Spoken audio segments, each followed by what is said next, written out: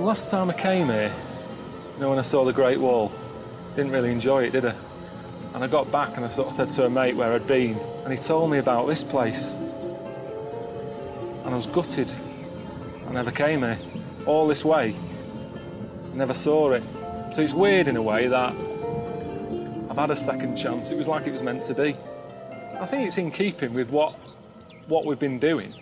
You know, travel programme, showing you the world, how others live, little communities and all that. All right. This is it. It's Dwarf Village. It's like this little town that they set up. Dwarves used to get a hard time or something in China, so they set this up, place where they live and work. They've made it for themselves. Everything they want, it's made for being a dwarf. It's ideal. Well, they're all happy. You know. Look at the skill of this. I'm doing a little bit of woodwork. Looks amazing. I mean, that's not crap, is it? It's done it all. It's all sort of miniature, look. It's really cosy. And to him, it's massive, isn't it? You can show me around one of your houses. Okay. I haven't been in one of these.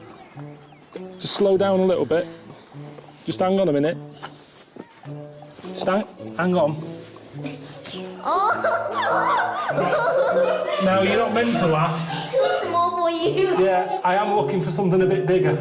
I'm the biggest man who's ever been in it. It's good, isn't it? Too small. Do you know any dwarfs? Yeah. I know one. I know a little dwarf. He's a mate of Ricky's.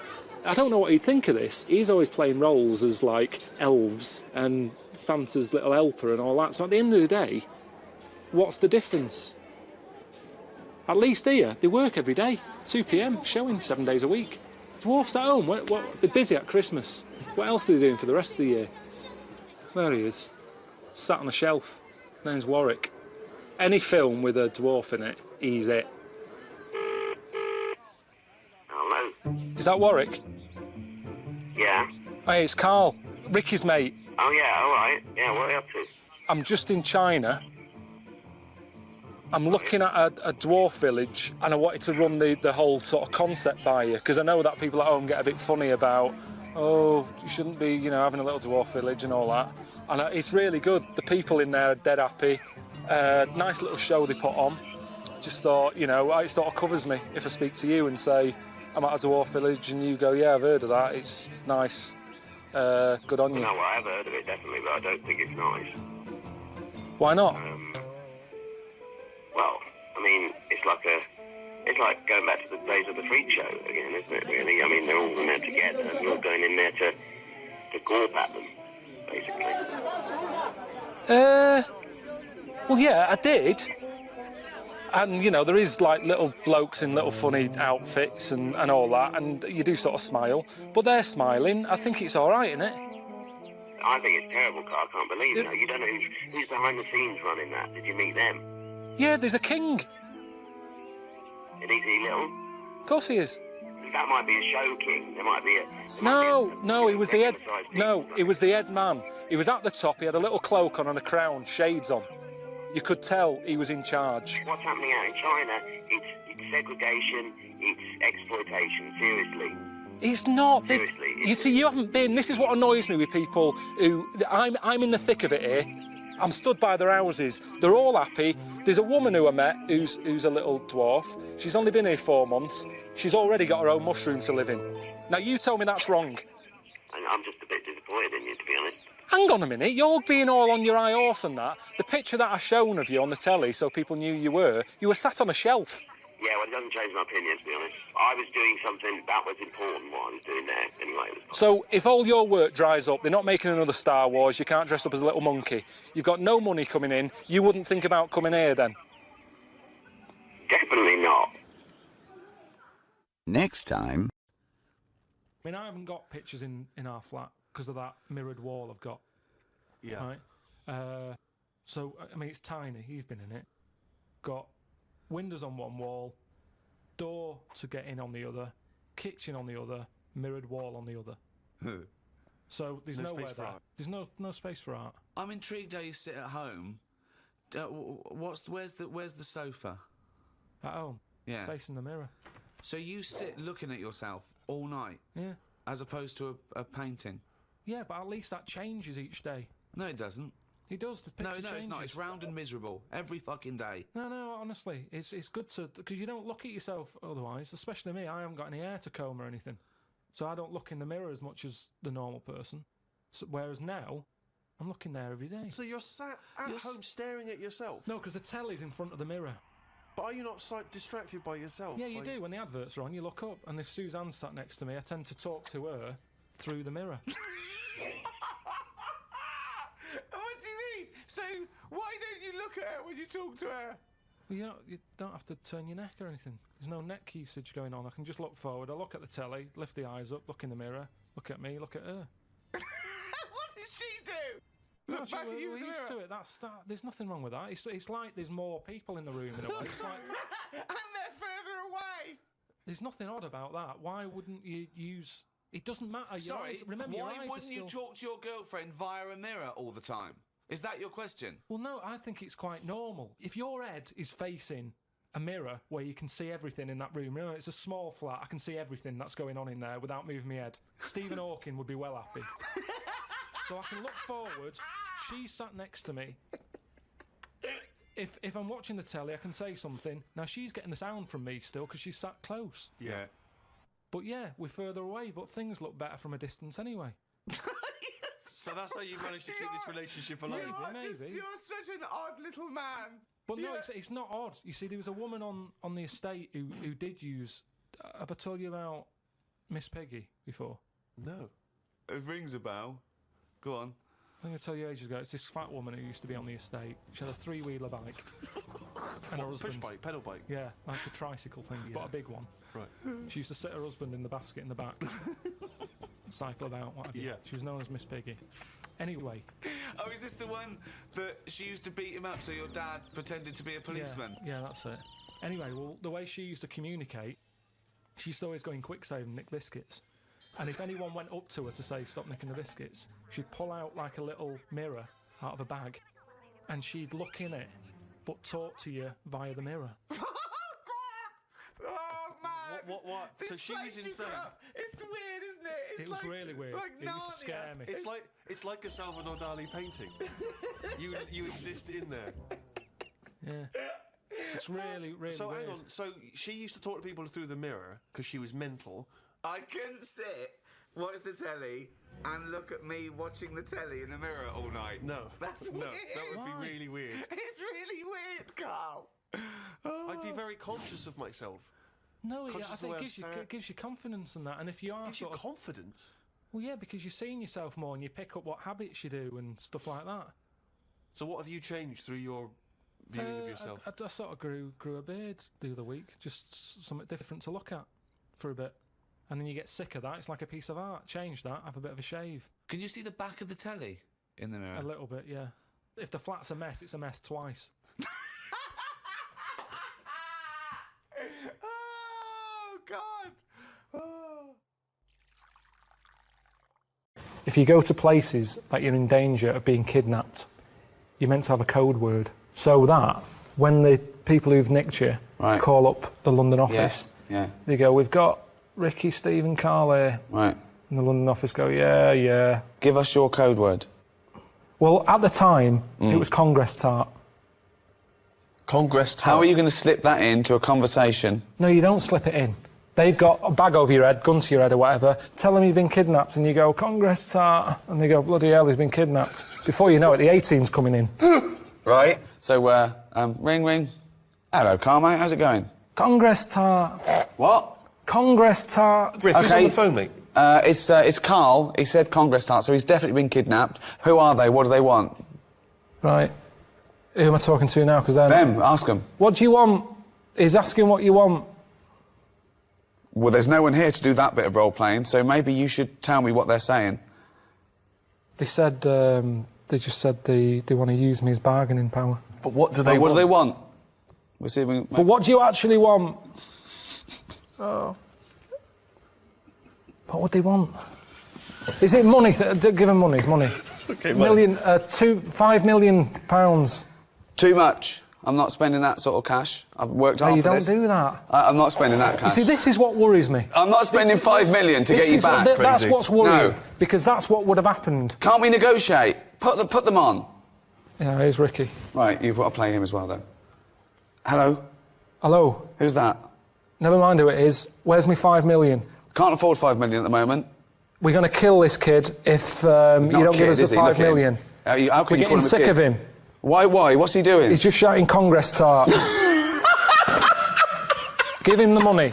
Give us the money. Okay. I wouldn't have got him to call you, actually. There's no way.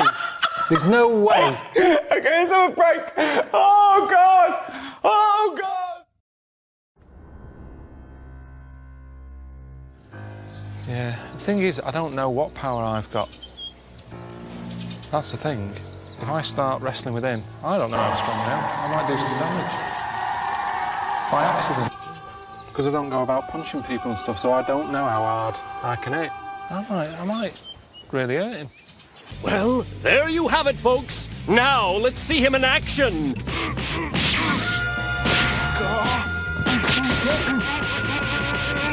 When I was a kid, my dad said I better can't kick me out. And I said I better can. Kick your height? What, you mean kick as high as yourself?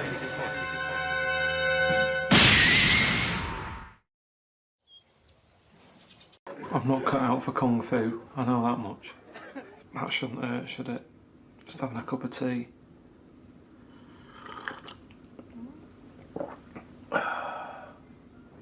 So, Carl, say hello to all the Facebook and Twitter followers. We've just done BBC Breakfast, haven't we? Mm. All right? Yeah, it's all right, yeah. What do you think about Facebook and Twitter? Just let people get on with it. It's just not for me. CB was the thing for me. That's when I was younger and you wanted to talk to strangers. It was CB radio. You had a chat. I was called Pilky01. No one really knew it was me. It was a code. You could speak to strangers without knowing who you are. Like the Enigma code. I don't like... It was Pilky01. I don't know. I know a Karl Pilkington who's... Well, yeah, but that was the equivalent. Now there's all this other stuff. I don't want people asking me all the time, asking questions. Because people get sick of you. I quite like it as a social experiment, Twitter, because there's, millions of people on there, many of which you wouldn't want to meet in person. You'd have to go to some sort of institution or prison. But you can meet them and talk to them and find out about them. And it's like good research. Well, I quite like it from the comfort of a Hampstead mansion. And it's teaching me a lot and it's making me think about stuff. Give us a retweet. No, it makes me think. How's that teaching you anything? Well, it teaches me to get better security on my house. I've got lasers now and more gates. I don't want, I like it that people like the programme. But everyone keeps saying, get Karl on Twitter. Yeah, it's not going to happen. I know it's not going to. I've told him it's not going to happen. I don't write postcards, and it's the same reason. You've only got 140 characters or something to write something. Yeah. When you're on a postcard, the address is the main thing. Yeah. You are the last one, aren't you, to read the postcard? When you send it, yeah. It's for everyone else. And that's like Twitter. It's not a proper chat, that. No. I don't know what Facebook is. I don't know anyone who uses that. The internet is like emptying a drawer out of a window, isn't it? Well, it's like this. Why are they watching this? There's more channels on the telly than ever before. There's HD, there's great quality. Yet they're watching this. Two blokes sat in a room. We've done our job. We've been asked to have another chat about something. I don't know what to say to them.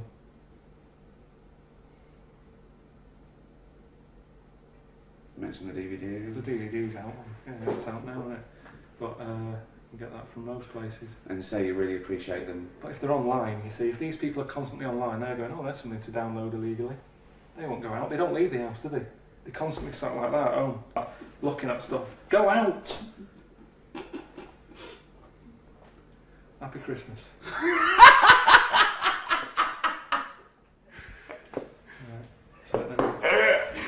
Right, it's less bad when you know it's old. It was a story about a weatherman who was fired yesterday for having a nude picture of himself on the internet. But that happened 2 days ago. He's probably got another job by now. So old news isn't as shocking. Well, old news isn't news though, is it? It's olds. What are you doing? Just reading the olds? No, but what I mean is, if someone Stick the video on of last week's news. I just want to catch up on the olds. Yeah, but then it's still news. News is something that you don't know, isn't it? If someone tells That's you everything to you. That's information, Carl, not news. Yeah. but news is information. No, And the key with news is the word new. No, I don't think it is it? It's just information, but they tell you at 10 o'clock at night. It's like, what information's gone on? Bong. Here's some information. Yeah, that you didn't know before because you couldn't have, because it only happened today. Bong. Yeah, but never mind that. I'll tell you in a couple of days. It doesn't matter as long as you get the same info. Bong. Yeah, we can't call it news though because it's misleading. We'd get done. It's called olds. Bong. These are all headlines, right? Vibrating shoes could stop elderly falling. Do you know what I mean? Oh God. You don't need... Vibrating shoes could stop elderly falling. Yeah, that's the story. You don't need to read on. That's what I'm saying. Well, right? could you read on anyway? Can't be bothered. Read on anyway. Well, you have a look at that in a bit, right? This is frustrating radio if you're sitting at home. No, well, it's not on. They've turned it off. If you want to know more, you know where to go. That's what I'm saying. That's what they should do in the news. Get the news done in a minute. There's a good story about Iraq. Right. Bong. Right. Look it up. Look it up on the internet. Right. And over. Give us another bong. Bong. Family sick of living on Butthole Road.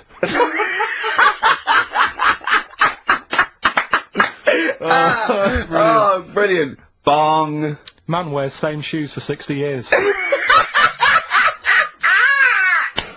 Oh, bong. This isn't that good.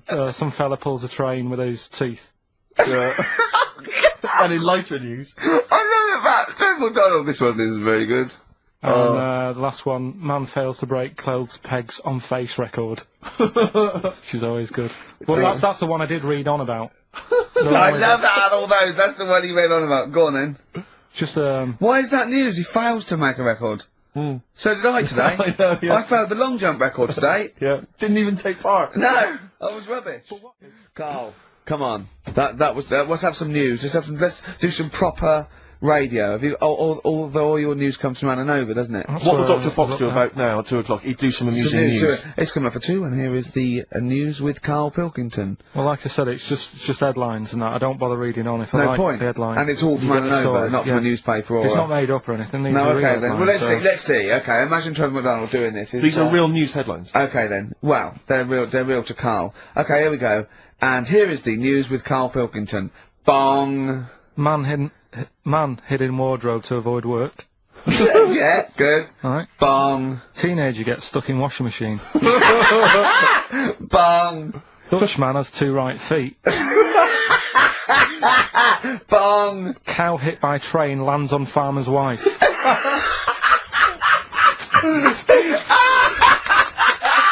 That is the real news to you, isn't it? That's brilliant. Oh, dude. Oh.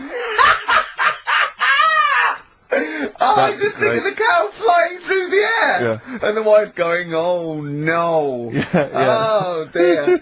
Dutchman has 2 right feet. Yeah, he's having some operation or something and, What, they put the wrong foot on him? he's got 2 right feet or something.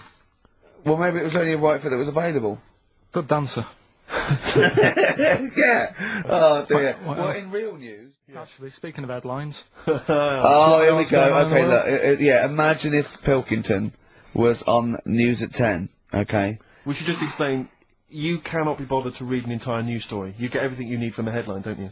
well, I think it's enough. I think if they did... Well, the let's news- see if this is enough. Let's see if Right, this, okay. if Trevor McDonald just read this on the News at 10, it'd be shorter and you get back to the football or whatever. Yeah, all the There we go. And here is the news at 2:15 with Karl Pilkington. Bong. Man who walks backwards around lake falls in. Bong. Chinese woman eats dirt. Bong. Man lives in rubbish dump for 10 years. Brilliant. Bong. Czech family says they've got a rabbit with 3 knobs. Right? Right. Done. Sorry. Can you just read a little bit more of the Czech family with 3 knobs? Just about a family. Not read it to yourself. Read it out on air. Just about. But he can't read it to himself. I told him to read it to himself. We still hear it. No, he was, because I could see his lips moving. Come on. Just this fella who had 3 rabbits. Right, just think of this is Trevor McDonald. Yeah. Okay, carry on, Carl. Okay, oh, here's the news. Right, good, brilliant. Go on. There's a fella, he's got 3 rabbits and that, and then, he checks them out, right? Yeah. 2 of the rabbits have got 2 knobs each. Right. And he goes, that's a bit weird, isn't it? Sure. And they're throwing them around, sort of, chucking, you know, showing them around the family and stuff, saying, look at that, that's weird. Picks up the 3rd one, it's got 3. Yeah. So, they ate the 2 with 2, because they thought, they best keep the 3rd one, because a little bit lucky in that. Yeah. It is lucky. 3 knobs there, yeah. Now here's the sports news, and that's how it would work. Yeah, okay. Alright then, good. What have you got for us, Carl? News headlines? There hasn't that sort of been that much going on. Sure. Sort of headline-wise, you know. Sure, No, because I look for good headlines and that, don't I? That sort of get you interested, like the... Well, then when you're interested, you don't read on. No, I did. Okay, go on. Like the one, do you know the one I read out a couple of weeks ago? That was, man lives in dump for 10 years. Right? I remember the Chinese woman eats dirt. Yeah, well... That was a cracker. Man lives in dump for 10 years. I read on with that one yesterday. I found it in my bag because I took it on, so I'll read that when I get a minute. Yeah. Right? News. Imagine that. News. I might read last Thursday's Sun. Yeah. Just to catch up. Do you know how he got caught? What do you mean how he got caught? He lived in a rubbish dump. Well, what's up with lived in that? a rubbish dump. What's No good? one knew he was there, right? Yeah. He was living off food that had been chucked away. He said a lot of people chuck away stuff that isn't off, so you can survive on that. He had a nice little place to sleep and that, and an old mattress, that was alright and stuff. Got away with it for 10 years, until he decided to celebrate bonfire night with some fireworks. Can you believe that? Well, he's happy that the gunpowder plot was foiled, and the Guy Fawkes was beheaded, Anyway. thus saving our system of government. There's got to be a couple of news headlines, surely. Hold on, wait a minute. Bong! Pierced penis man off the hook. Bong! Man changed his name to Bubba Bubba Bubba Bubba. Bong! Dwarf to live in a glass box. Dwarf to live in a glass box. Yeah, it's meant to be art or something. It's not though, is it? What? Meant to be art? Why is, whose idea is this? Is art, or is someone hired a dwarf to live in their box? It's just a box, and he can even leave when he wants, apparently. He can, like, go, oh, I'm hungry, I'm going for a walk, and he puts a little note. With his Damien Hirst, he might end up in 4 bits. So, just be careful. But to me, that's like that thing when I said to you about the woman in the jar. What woman in the jar? The woman in the jar, they go, oh, come and see the woman in the jar. And Yeah, then it's a it big turns jar. out it's a big jar. So Yeah, it's it's a like, big well, jar. put me Yeah. in there as well then. Exactly. It's not special. Yeah. And that's the same with him. It's a big box, he's a small fella. What's good about that? What do you want to do, though? To compress matter? But hang on, it's not a world record-breaking attempt. It's supposed to be art. You know, what's art about that? Well, I don't. What's art about that? Oh. News, just news. Do you know I normally do the headlines and that? Yeah. Have we got any headlines? Not really, because there isn't that much going on. Isn't there? This is what annoyed me, though. There was something about a woman who's going up Everest on a bike. Do you know what I mean? And they were like, oh, brilliant. But I don't think that's that good. When someone's done it walking... Where doing it would, on a bike's easy, won't it? where would the woman who complained about you come in the years chart? That's do you mean? yeah, that's the woman with the enormous head.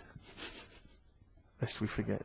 Yeah. She took offence to some of the comments you made on the show, and rightly so. I can, You yeah, were- I can quite rightly understand. so, yeah. I was out of order, and, you know, so I'm sorry about that. Yeah, well, I'll just explain again that Carl, I mean, it's, the freak of the week is sort of like more of a punchy catchphrase than a derogatory term, and Carl's fascination and childlike, I mean, I think we'd have to include Carl in the roundup. Yeah. I mean, he'd certainly be in the top 10. I think the fact that she didn't sort of pursue any official complaints means that, you know, she's a bigger person than you, Carl. Yeah, really, because, you know... Certainly, you know... Well, you know, so... headwise. She is. Carl, you're going to do some news stories, I think. Well, like I said, there hasn't been that much going on. There's a story about a fella who hasn't eaten for 70 years. Right. He hasn't eaten. Is that all that's all the information you're going to give us? Yeah, hasn't eaten for 70 years. Hasn't had a drink, but he's all right. That's rubbish then. Next. It's not rubbish. Yeah, it is, yeah. Next. Well, what is it? How is that? How is a man not eaten or drunk for 70 years? It's that thing, isn't it? Your belly gets used to it or something. Steve, has he misinterpreted it or is it rubbish? Well, it does, to be honest with you, it doesn't actually offer any explanation. It just says that that's what happened. Right, so that's rubbish. It doesn't go on to Next. anything else. A woman's had 6 organs transplanted.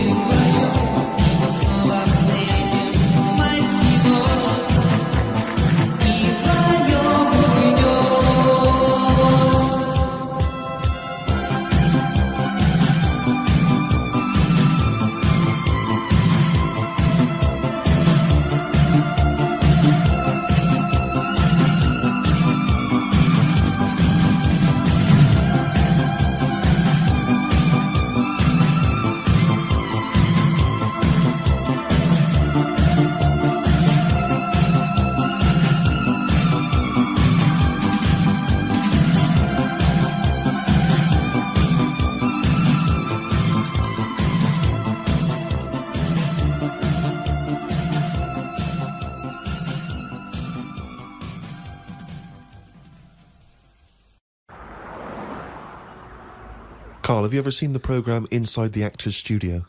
No. James Lipton interviews famous actors and gets words of advice about, how they work and how they act. But at the end, he always asks a series of questions, which is based on a French series of questions that a guy called Bernard Pivot used to give people when he interviewed them. So I'm going to ask you some of these questions. Just interesting to see what your response is. And, answer them quickly. You don't have to think about them too much. What is your favourite curse word? I don't think I've got one. Knobhead. That sums everything up, and I think it's... But you wouldn't call your nan a knobhead, would you? What would you call a nan? Well, knobhead's alright, isn't it? Because she sort of gets it. It's one of them things that everybody understands, but it's not too offensive. Right. What a knobhead. What would you do, though, if you were swimming, right? It was a nice little thing, you're on holiday, right? And there's this octopus there, and you're going around, right? And you just see it start spitting at you, poison. What would you say to it? Well, it's too late then, isn't it? And I'd kick it. And I'd say, knobhead. I would, but what's the point? What's the point in getting annoyed now? Because it's done its stuff, hasn't it? I don't know why you'd kick it and call it a knobhead under the water. What is this octopus thinking? Oh, God. Oh, I'd go, you fucking eight-legged shit. I'm not bothered. I don't know what you're saying. Fucking cunt of a mollusk. I'll just spit at you again. It's not bothered. You slimy little fucking boneless wanker. This is why the face Are you is still good. talking to the octopus?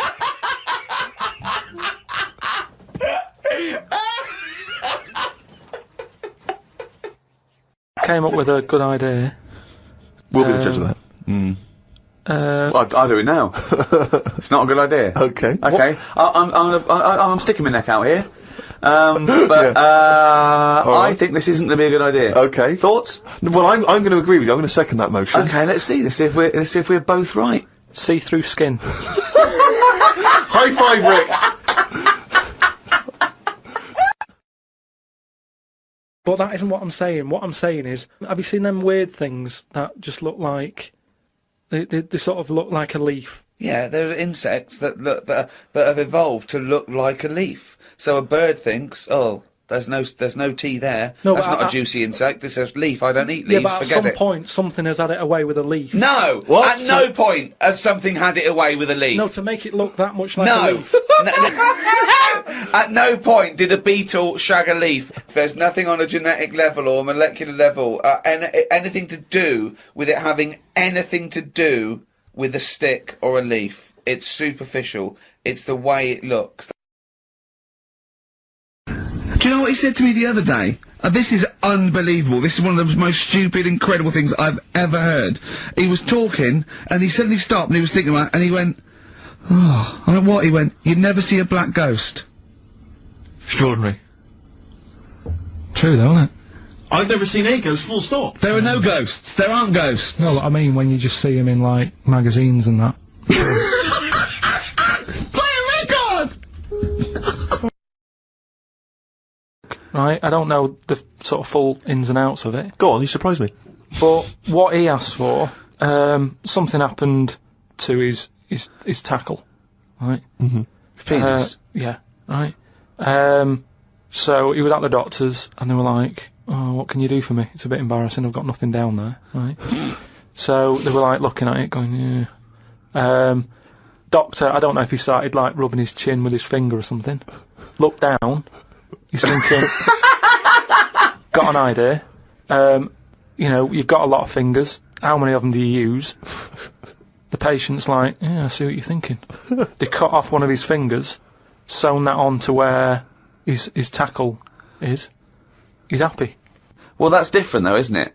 Well, That's where they've really taken different. tissue. No, but I assume they fashioned it into more of a knob than a finger. No, I still think it's there with like a little knuckle and fingernail and that. Well, I assure you it isn't. They've probably used the finger as a basis to then build up some sort of knob-based organ. If you were doing that, use a sausage. I mean, why lose a finger for... Well, I'll tell you why. Because your finger has your tissue, your blood type, and therefore would graft near your testicles. A sausage is a thing that's made by a butcher out of offal, okay, that really can't be grafted onto any part of the human body. That's why they very rarely use any meat products in surgery. I know, yeah. Well, I mean, why not use a sausage? You're a mental case. I've been trying to take in too much information though, that's the problem recently. Well, I said to you last week, I've been like reading more books and what have you, and trying to take in too much, but the problem is, like even watching telly and that now, Suzanne said to me, you know, stop doing that, stop watching telly late at night and going to bed, because it's making your brain too active. And I'm sort of... Heaven forbid. And you know, I'm trying to get to sleep and I can't, and then when I wake up, she had a go at me the other day, right? Because it was the night after watching The Fat Baby, right? Woke up in the morning, and she had a go at me because as soon as I woke up, I said something like, "How can you freeze time?"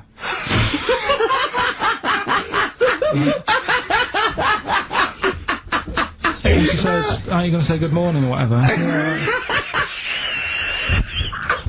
gonna burst! Just imagine it, right? It's that the sun comes out through the window. Oh, she's right. Carl's like that, his little head. His eyes open, he goes, one of those floppy night hats. How can you freeze time? Oh, God. Oh, chimpanzee, that is only gone and written it down, the little... That's the jingle for Karl's diary, excerpts of which we read each week. Get straight into it. A band from the Conga have won the Best Newcomers in a Radio 3 competition. They use pots and pans for instruments. It says that the Conga is a poor, sad place. So why do people do that happy dance at the end of parties called the Conga? Right, one is the Congo. There's no place called the Conga. They come from a place called the Congo. Where do you come from? Okie dokie. It's a terrible place that we don't know whether to put our left leg in or our right leg in. Sometimes we shake it all about. We're not sure if we should. But Conga!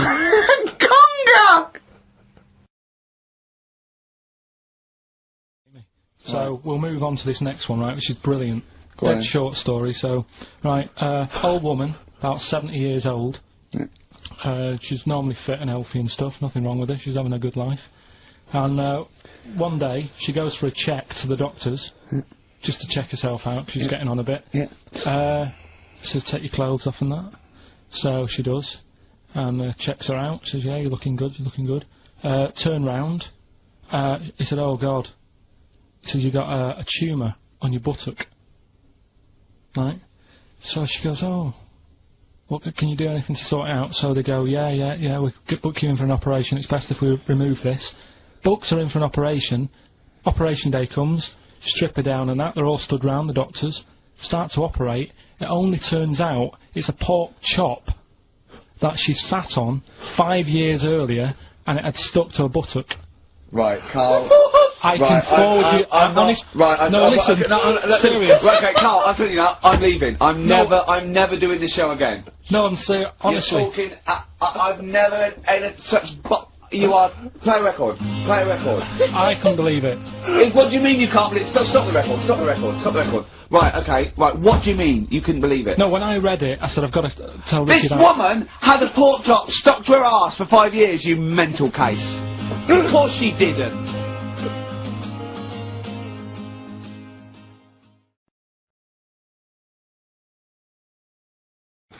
But I always remember this story when I was a kid about some bloke who, a bit sad, the story, but weird. He had throat cancer, right?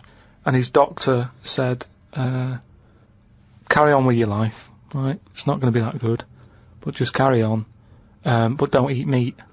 And he was like, oh, I love meat. He's like, yeah, but just don't, have your veg, plenty of vitamins and stuff, keep yourself strong, but don't be eating that anyway. He was fed up because he loved his meat, and his wife was feeling a bit sorry for him one day, and thought, I'm sick of him looking fed up and that, all he wants is some meat, for God's sake, give him some meat. So she goes to the butcher's, gets him a big piece of, steak and what have you. He can't believe it, he's like, oh, brilliant, cheers for that. Anyway, he's got the meat on his plate, just about to tuck in, and the cancer comes out from his throat. What? No, it's something. I know it sounds really weird, but it's something that I was told about years ago when I was growing up. What are you talking about? It was just some bad illness, some cancer thing, and it was coming out waiting for the meat. It was sort of dying. Again, I get a lot of your medical knowledge is from the film Alien. So this guy with throat cancer, okay, as opposed to it being a disease of the cell. It was like a living. The Alien. It was Alien. So it was the animal. It was the little animal cancer. That's why what he are you wasn't allowed to talking eat about? meat. He wasn't allowed to eat meat. So it's sitting there. So it's actually sitting there in the throat. Why? I'll tell you what I'd have done if I'd have had some cancer in my throat. I'd go, there you go, rid of that. What are you talking about? So what happened? He choked to death on this thing, and the wife was like, "Oh, I shouldn't have given him the meat after all." Just That's a bollock story. It's all. There's loads of weird stuff like that There that is. happens in medical stuff. Well, the terrible thing is, if you got testicular cancer and you eat meat, your bollocks come out of your trousers, and they're all over the plate, and you have to be asked to leave the restaurant. But it doesn't sound like the great place to live, right? Could they not move? Could one of them go, do you know what, I'm sick of this. I'm moving or whatever, and go to a proper city. How far away is this, these Papa people, to the next... They're like the Smurfs. They're very like the Smurfs. But how many miles away from a place with a normal life going on? But think about this, Carl. Firstly, they don't speak the language, so they don't have any practical skills. They've got no experience of civilization. So even if they chose to go and live in one of these cities, what can they do? How can they function? They'll spend, 15 years just trying to figure out what, how everything works. Mind you, I have had the same thought about Inuits. Right. If you live in a house made of ice and eat fish all day, and then just stay in for 6 months, move. I really do. I mean, I don't understand why they're living there. I think there's some bacteria that has better lives than that. That's got to be offensive. Why? Okay, how about this is one of the weirdest things. This is one of the weirdest things, right? Sorry! An entire people! An entire race Just of people! dismiss. No, Just I'm not having a go, but I'm just saying, I wouldn't fancy it, is what I mean. He said, what you've got to do when you go to sleep, focus on your toe, right? Okay. He said, and just think about nothing else. I said, he's a witch! Did he tell you to put a toad under the bed? no, he just said, focus on the toe and see how you go on and what have you. Next time you come in, let me know. Anyway, I gave this a go, focusing on the toe. So what does this mean? You mean you sat in bed staring at your toes? No, this is it. He said, like, lie down, Visualising shut it. your eyes, and sort of look at it, sort of thing. So I was lying there, and it just wasn't working because... Oh, Carl, this isn't medicine! Because I was... You were thinking of a finger? Well, no, He found out he was thinking of someone else's toe. Next day doesn't someone work. called up and said, Carl, my toe's better. No, the problem was I was still using my eyes even though I had them shut. Oh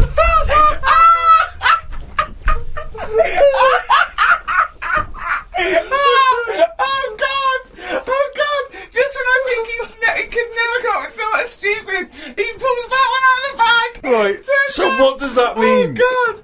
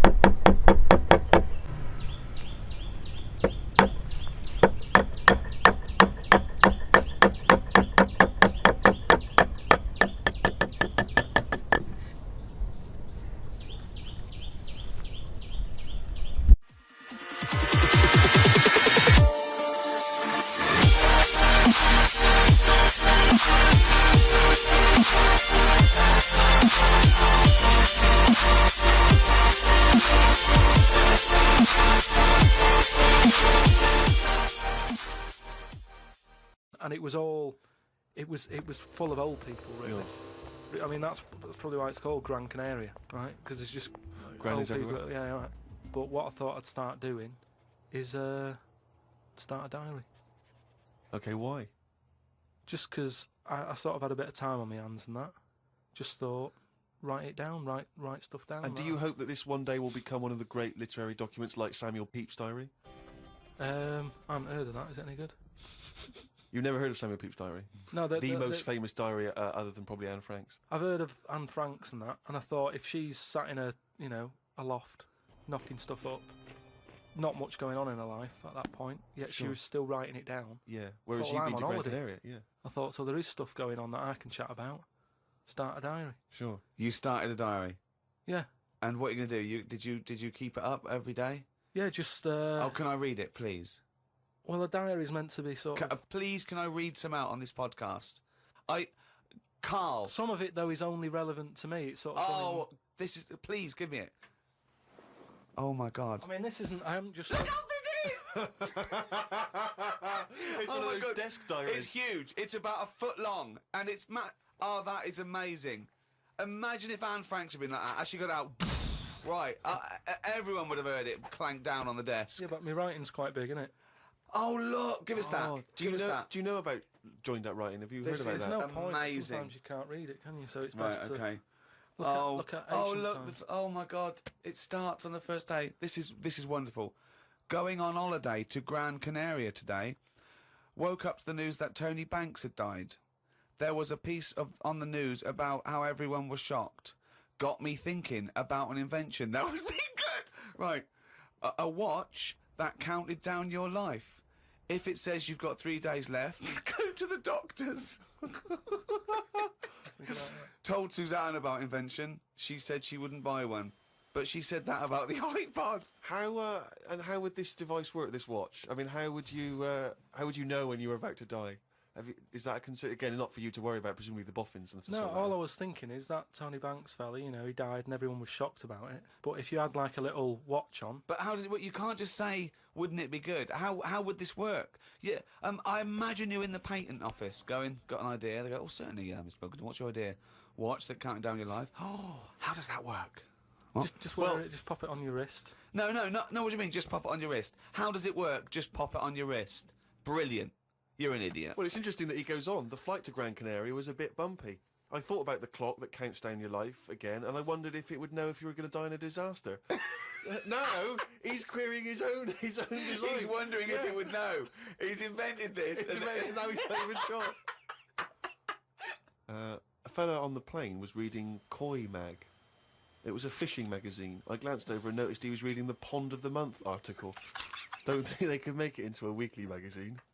Well, to be fair to you, because I remember seeing a guy on the train once reading Carp Monthly, a magazine dedicated entirely to carp, and it had Carp of the Month. And I just thought, once you're like 3 months in, the editor must be stressing. Have we got any more carp? We got a carp that's actually done anything? I reckon if they used the same one twice, there wouldn't be many complaints. No one would be noticing. No, that's the carp they used 2 years ago. There was a really fat bloke on the plane. He was playing on his PSP. While I waited to go to the toilet, I looked at what game he was playing. It was darts. He's that fat and lazy, he can't even face playing a more active game on a games console.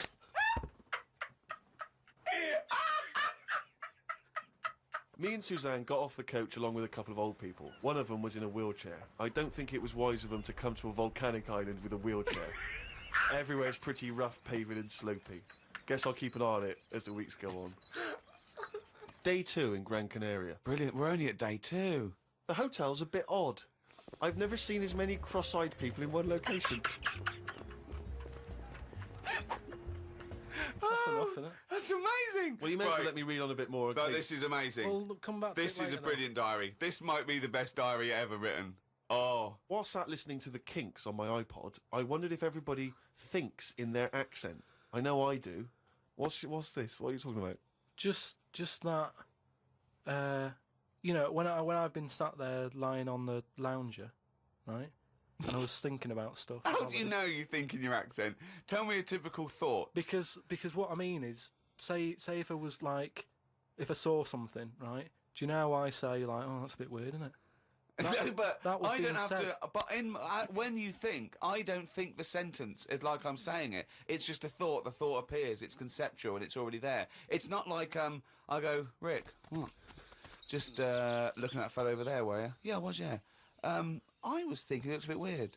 Oh, so was I. I don't think out whole sentences. Whereas you have Carl, stop listening to the Kinks for a minute. Look over there. More cross-eyed people. No, well, that's Is that how your mind works? In a way, yeah. And Brilliant. that's when because I That thought explains a lot. It's great that he has to think about whole sentences. because I thought that's weird, isn't it? Right, I didn't think that's weird, isn't it? And I thought I actually think in my accent. And then I thought, does Stephen Hawking, does he, when he's doing his maths and that, is he? I don't know where he's from, so I don't know what his accent would be like. I think he's from Kent or Cambridge or Oxford. Or Right, something. so So you think he might think in his voice, in that voice, the computerised voice?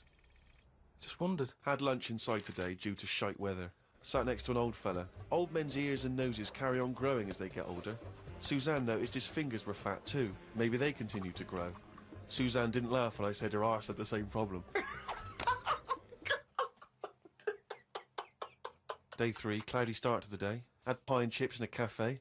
Had a bit of an argument with Suzanne because I thought it was daft that we were paying for food when we were on an all-inclusive holiday. Changed my mind when I saw they sold pie though. The cafe was called Tattoos. The fellow who owned it didn't have any tattoos. But we never saw his wife.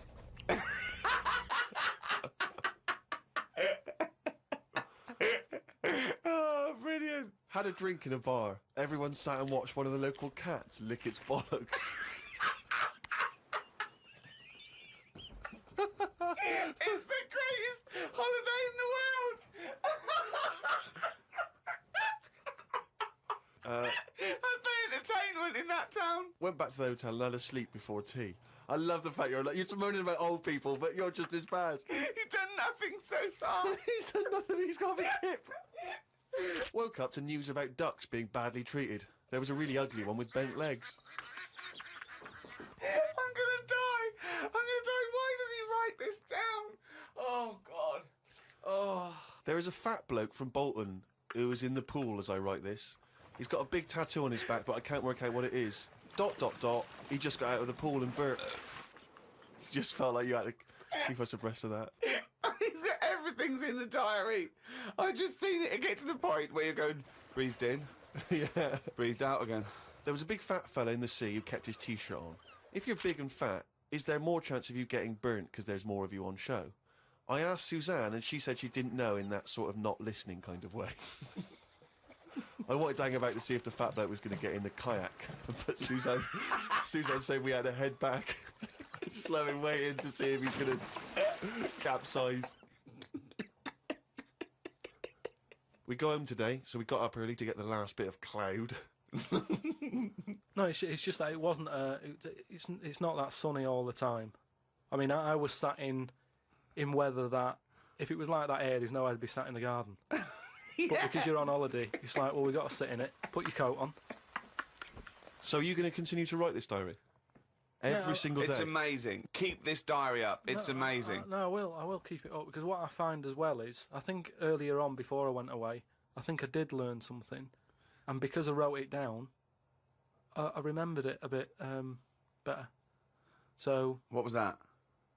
I just was thinking then, I forgot it now, but but I remembered looking back at it and not having to read it all, because I remembered the end of it before I read it, if you know what I mean. I have no idea what you're talking about.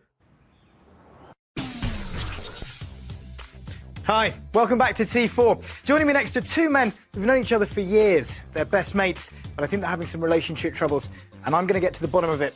Welcome to Angry Chat.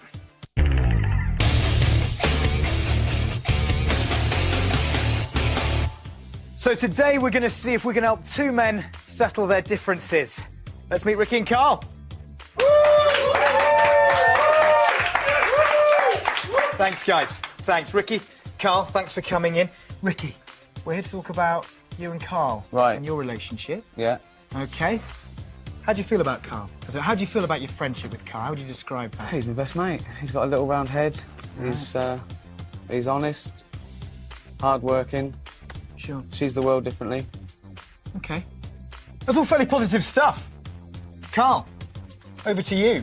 Your friendship with Ricky, how would you... His trousers on. I'm going to stand up. It was a bit ridiculous. That's a little bit...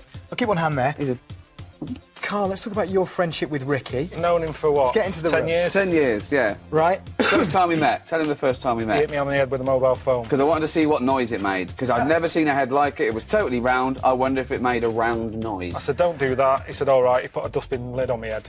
Yeah, And then also because the dustbin was totally round, so I saw how bald it was. I wanted to see what noise the phone made. It made a good noise. Then I noticed there was a bin that would fit. It did fit. What else do you want to know? Well, this is quite good stuff so far. I mean, how did you feel when he hit you on the head? It's just a surprise. Was it a surprise? I wasn't Okay. expecting it. I mean, I don't think Terry Wogan's radio producer got it on the head with a mobile phone from... This is when you were producing him? Yeah. It's when you were producing him? Yeah. They said when Idiot Abroad came out, they said, oh, I'm bullying him. But why would he do it? You know? That's a good question. Why do you do it? Just like you doing this. Yeah? Paying the bills. Paying the bills. Making the money. So is that how you describe your friendship with Ricky? One of pure necessity to pay the bills? There's a That's pretty part sad. of that. You know, I mean, it's a partnership. Yeah? It's like... There's an understanding. People don't realise that we're best mates. So when they see you doing these shows like An Idiot Abroad or the podcast, it looks like bullying, winding you up. What would you say to them? Don't worry about it, honestly. Which I don't think they are. No. I think the people at home are not bothered. They're just watching it and going, oh, it's all right, I quite like this. Yeah. They're just as bad if they're at home watching Yeah, if it was bullying, what are they doing What are about they it? doing? Exactly. They're not getting onto Esther Ransom. No. They're not sorting the problem out. Yeah. They're not worrying about it, so don't worry about it. We're mates. 10 years. Yeah? Yeah. He annoys me a little Safe. bit. Look at that. Look at that little touch, ladies and gentlemen. They've done a little touch there. Now, give them a round of applause for that, because that's definitely a breakthrough of sorts. I mean, he does get on my nerves a bit. Yeah. Sure, who But doesn't? That's I my could job. annoy him. If I didn't get on his nerve, nothing would happen. I know how to annoy him. Yeah. He wants me to do things like this. I only do the odd thing with him because I don't like doing it. Yeah. So that's my little bit of control. He goes, come on, T4. I go, I don't want to go on that. No, I what? don't want to go on T4. Well, let's do it. You're having Let's a great let's do time. it. Let's do it. Let's do it. Okay. Right. We'll act out a scenario. Typical scenario. Okay. Hey, Carl. The animation's coming back to E4. We should do a bit of promotion for it. Do we have to? Well, yeah, it's only Isn't fair. our bit of the work done? Yeah, but I'll tell you what, a great show. The kids love it. It's called T4. Right. They've got really tip-top presenters, young, built. But they're all sort of funny haircuts. Yeah. Well, a lot of them can't get better job. A lot of them, I mean, they've tried everything and they failed. But it does me head in. People are going, Carl, how were you a radio producer? How did they get on the telly? I mean, dude, some of the people you see on here, I mean, I don't know what. I mean, Is there really nothing else we can go on to promote it? no, it's T4 or nothing, mate, because we've done it. You know, no one else will have us because it's. I mean, arguably, it's the biggest platform in youth television. It's Channel 4's flagship youth show. Who's this? Hello?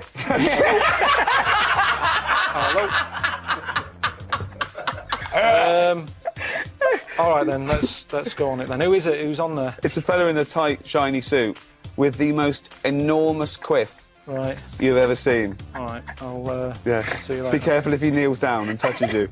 All right. See He's you been later. in trouble for that before. Cheers, mate. See you in a bit. See you later, mate.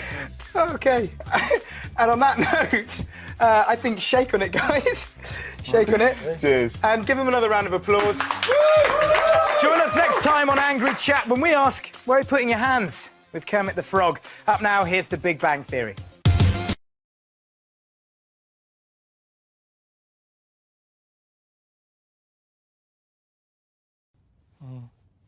See, out of all the places, this is the place that I'm worried about the most. Why?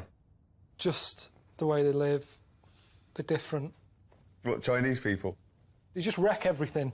They make everything weird. That's what I'm worried about. Expand on this, I don't understand what you mean. Everything. Chicken. Why is it orange in Chinatown? Just the slightest thing. The chicken is orange. They eat anything. You know what I mean? Octopus. Toad. He just made that one up. The way they write, the letters are weird. Their alphabet's not like ours. Theirs are like someone testing out a biro. Everything's... There's no logic to anything that they do. There is. Of course there's a logic to The way it. they read a book, it's all the other way around, from back to front instead of from front to back and up and down. And everything that we've done, they've gone, right, we're going to do it weirder. That's how it comes across. Just give us a second. Just give us a sec.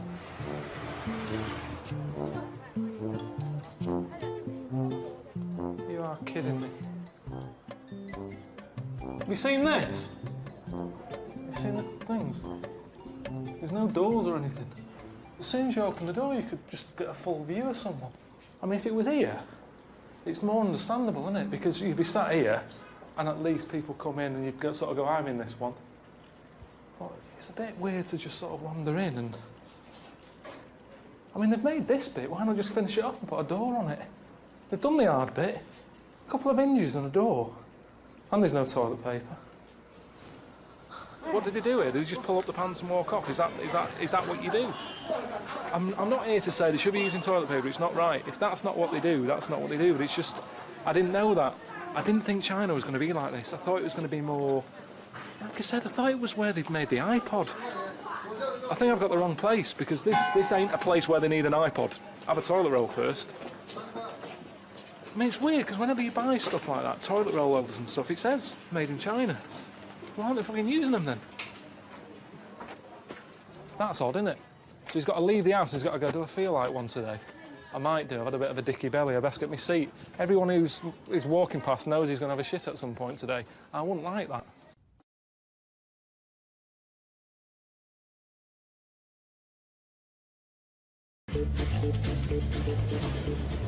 Whoa!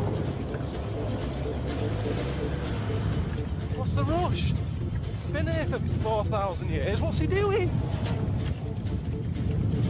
Oh, my arse. This is mental.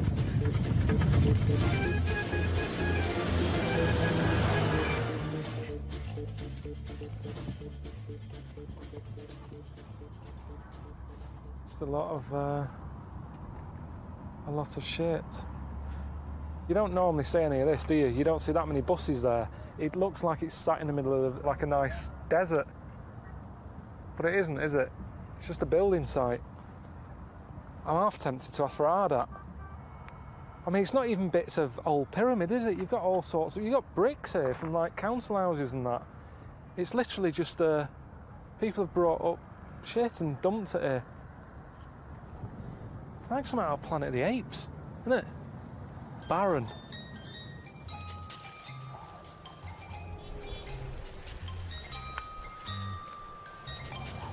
It's like a little tornado, isn't it? Yeah, you don't see that in the brochure, do you? Shitty old nappy whizzing through the air. I tend to leave that out. You see, I've always wanted to see a tornado. That is on my wish list before I die. Because it's natural, it's a natural thing that I don't understand.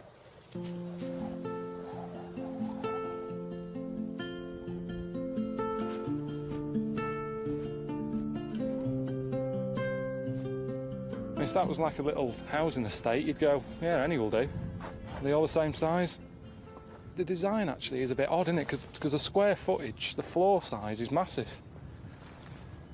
But the upstairs bit is tiny.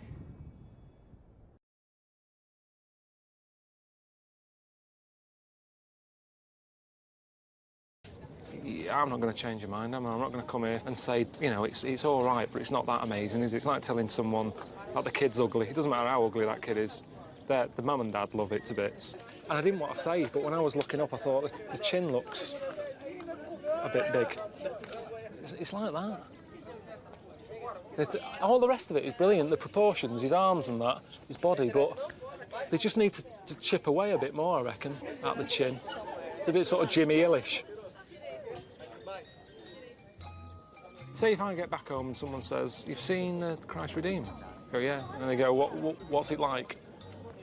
I'll probably just say it's like a big ornament. Do you know what I mean? It's like something me Auntie Nora would have, sort of next to the telly. But I'd say if you're going to come up here, it's not about that. It's about that lot. It's about coming up here and seeing all the view there. Knock that down. You still get a crowd coming up here. You could stick anything there. Stick a cafe there. And people would come up here. You can charge as much as you like because you've got nowhere else to go. You're trapped. You're dying of thirst. Charge about £4 for a can of Coke. The only mistake I made is I said, like, he had a chin like Jimmy Hill. And after that, people told me it's not his chin, it's his beard. But it doesn't look like a beard. So they could have just done with chipping a bit more out, make it look a bit more airy. was saying that there's so many sort of flying ants around there. I imagine the workers going, I've had enough of this. Does that look like a bird? Yeah, it does, Bob, let's go. I'm not hanging around here. That ruined it a bit. I don't know why there's so many flying ants up there. Ants shouldn't have wings. I mean, when you see them walking, they're all over the place. They sort of go forwards and then come back exactly the same path and shoot off over there and come back again. If they're not good at walking, they're going to be useless with wings.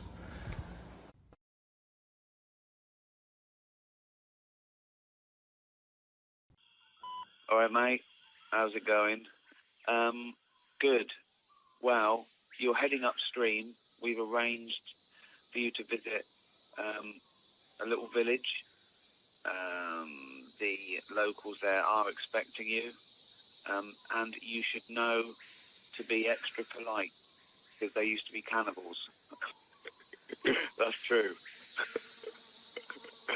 All right, mate. See you later. Come on. Not a holiday. All right. Is he having a laugh? I mean, what does he mean they used to be cannibals? I mean, what are they doing now then? What happens if it's just I'm like a rare delicacy that triggers something off? We haven't had a white man for years. Before you know it, they're all giving it all this. Hey, around a fire, me sat in a pot.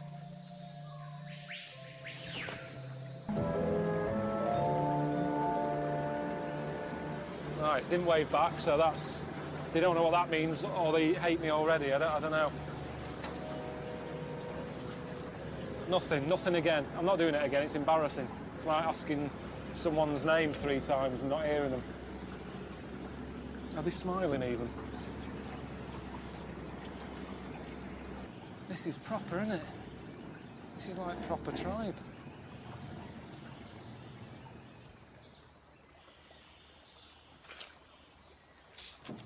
Oh, shit. Have you seen me? What a knobhead I look. What a way for them to see me. This... Are they up there? Oh, they're all watching as well. There's stairs here. You'd think they would have sorted this out for me if they knew I was coming.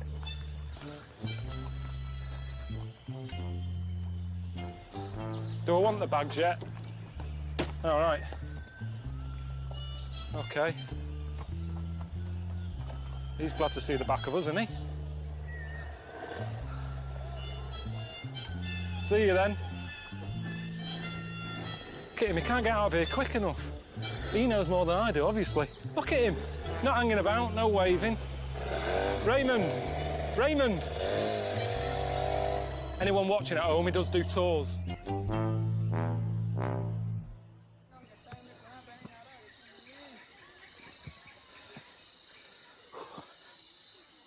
Hello.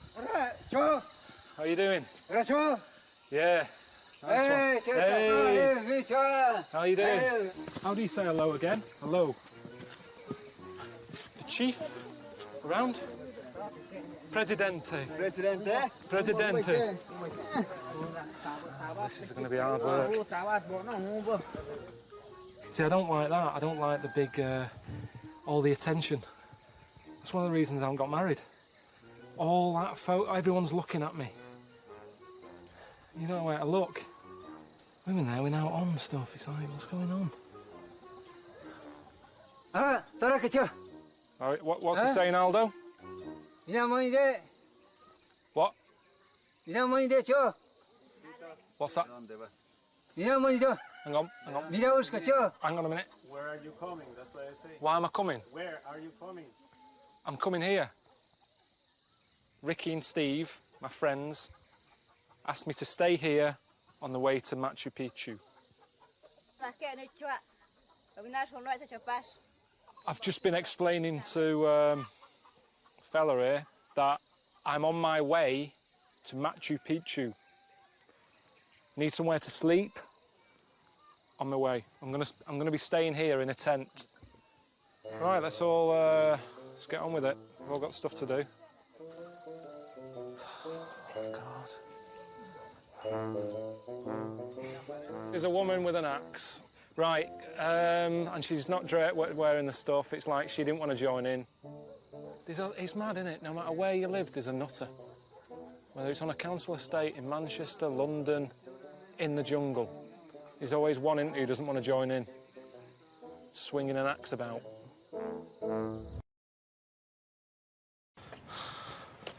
Doesn't make sense, though, because these things they're living in look like bungalows. But what's the point if you've got to keep doing this? You might as well have a house with stairs.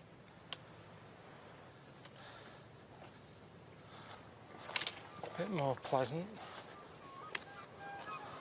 For fuck's sake.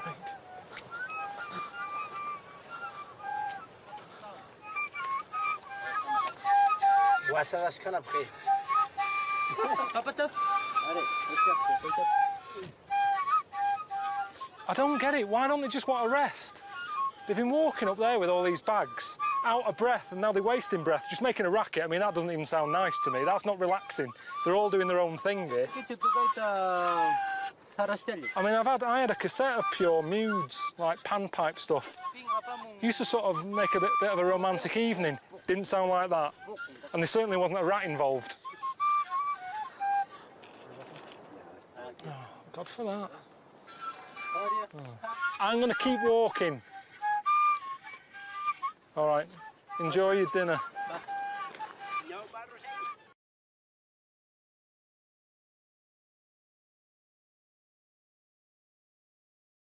Little drink of tequila to smoothen your muscles and give you a little bit of strength. One kind of tequila, they put worms in it. And it's a very nice thing to offer the worm to the guest. What is wrong with you people? May we split? Just piss-arsing about on bulls, drinking worms. I've been wrestling. I've only been here about 3 days. It's like everyone's daring each other to do something stupid. Get on a cow, get on a bull. Hey, let's have a wrestle. Eat a worm. Do you know what I mean? It's never ending. It's just... Actually, for us, this is normal, man. I know, but that's what's frightening. Do you chew or do you just swallow? Of course you chew and you try to figure out the flavor and everything. All right, here we go.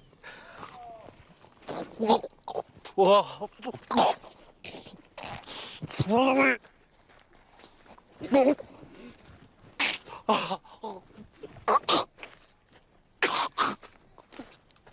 It's still in there.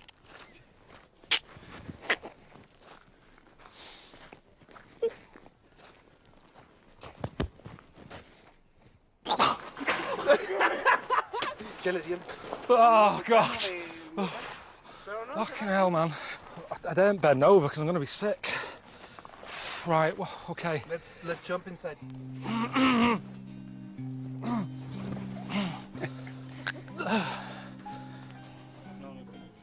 Gracias. Can I see him? I've caught you out, haven't I? Get him pissed up, stick him on a bull. If anything happens, you just... See, this isn't helping, Eugene. You know, seeing I've got to suddenly jump out of the way. Shit! Look. Shit! Hey, come on! I'm not going out there. No, seriously, Jamie, I can't. There's no way. Look, pack it in. Keep it shut. See, what's that he's got? It's for handling the... Right, exactly. No. Fucking hell, away. Hey! No! Just let me go home. Jesus Christ. Fucking hell.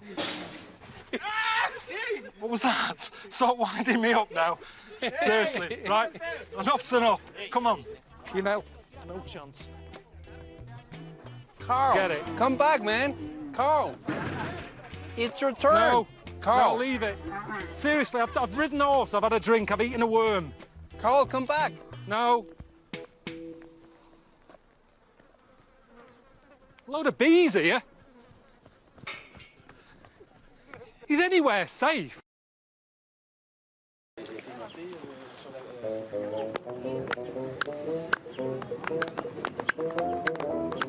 What's the clapping thing about? Yeah, it's just...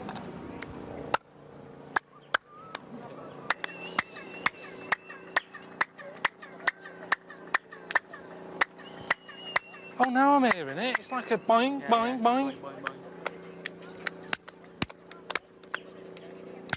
Is that me doing that?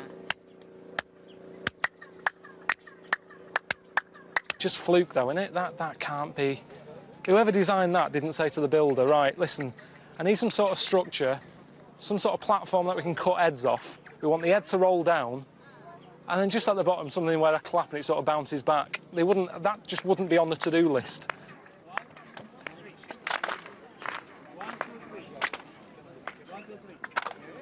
Is that, I mean, is that what they really wanted this to be like when they built it? This wonder, a wonder of the world. Is she all right here? This woman's fainted.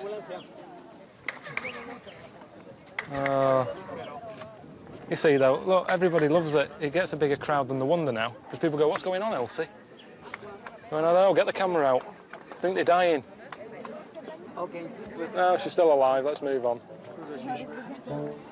Yeah, ambulance now. I prefer to get out of here now. I feel like I've seen it. I've had a bit of a lesson with this.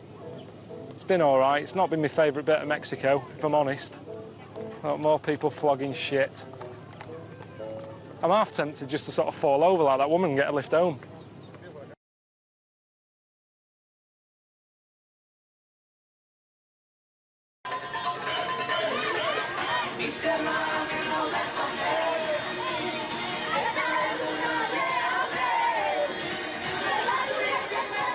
Nothing's ever easy, is it? You know, Steve said he sorted me out with a lift to get back to the hotel. Well, that's nice of him. And then this lot turned up. I want to go around this car or another car every day and make people happy. Why not? This is what we do in traffic jam. They were nice enough lads and that, but doing that is dangerous. And there's enough danger here, you know, with bombs going off or blokes walking out with guns. I don't need to add more danger to my little trip by dancing about on a busy road. You know how many smiles we're gaining right now? We're saving lives right now. Somebody that was maybe depressed, he wanted to commit suicide, now he's smiling, now he doesn't want it. She's not smiling. Ask me a sticker from this. See a sticker? Yeah. Give me one, put it on the box. She's terrified. She's terrified. She's going, for God's sake. She went like that and locked the door. That's a public box. All right, the lights are changing. Lights, lights, lights, lights!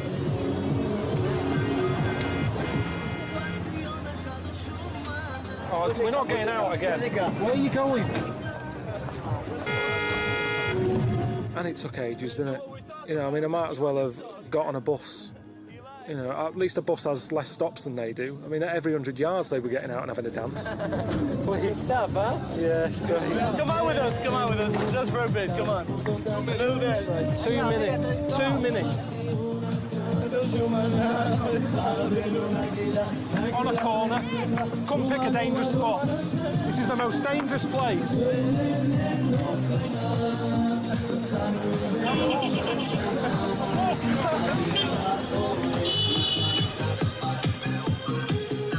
Yeah, I felt a bit bad about jumping out and legging it, but I don't like dancing, do I? You know, I don't dance at weddings, so I'm not going to start doing it on a dual carriageway, am I? I mean, you're right, there is a lot of misery in the world, but that doesn't help me, that's making me worse. They're causing all that bibbing. You know what I mean? Someone's trying to get to hospital, the grand's dying, they're in the road. Get out the fucking road.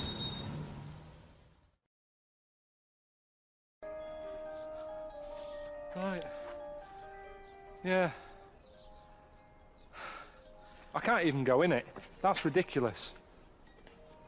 I mean, that's useless, isn't it? Who's put them there? I mean, look.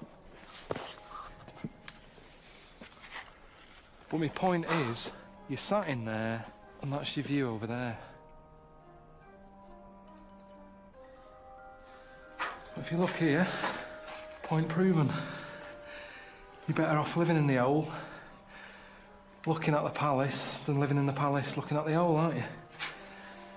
So Ricky and Steve can say I'm a knob. But I think that's my point proven, isn't it? But But I wasn't just talking about buildings, I mean in life. Even being a good-looking person or an ugly one.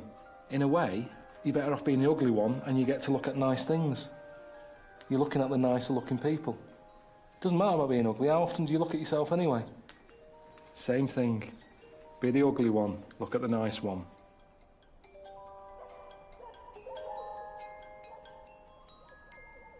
What's that? Who owns that? Why is a dog so high up? It's not going to show up, that dog, is it?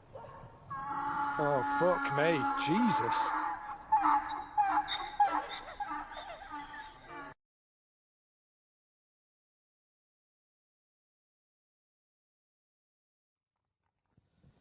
What's this in The Guardian? Guardian Guide, pick of the day. All right. Oh, pick of the day. This will be a good review, then. The conceit of this ball-achingly dull series... Have you ever, has your balls ever ached from watching a programme? Have you ever watched a programme and gone, don't know if I'm enjoying this, but my balls are aching, I hate it. This is the dullest thing. Oh, hang on. It doesn't, I don't know what that means. His balls are aching because the series is that dull. If TV that he doesn't like makes his balls ache, why don't you turn it off quicker? He must get a twinge and go, oh. There's certain things I've learned. Tell us, what have you learned? I learned that babies in China, a lot of them have square heads. Right, go on. Is this... Can we look at this clip? He's a big lad. Has he got a square head? I can't tell. Yeah. But why do they have square heads? I asked some questions and the main answer seemed to be so they don't roll out the cot. No way. How do they make sure their baby gets a square head? They somehow stick a book to the back of its head when it's born. When you're born, your head's soft. That's right, yeah. Did your mum strap a dinner plate to your head when you were a kid? Yeah. What? A ladle. But I didn't get all the ins and outs, and this is what I'm saying. But why does that doesn't stop them rolling out the cot? If you've got a square head, it's not like they couldn't roll out. Babies' heads, remember, your head is quite big as a baby. Right. The body's sort of like that, and its head, it's trying to roll, and it can't because it's like that. And it's attractive, apparently. What do you mean? Show me again. Do it again. The baby's in the cot like that. And it would want to sort of... If it had a round head, it could just go like that. Yeah, so now do it with the scround. How is it stopping it? I don't understand. So because it's kind of going... You can't roll. What shape is a wheel? Round. Oh, fuck me. You are the strangest man on the planet. You haven't been to China. Thank you. Good night. See you later. Oh. Done.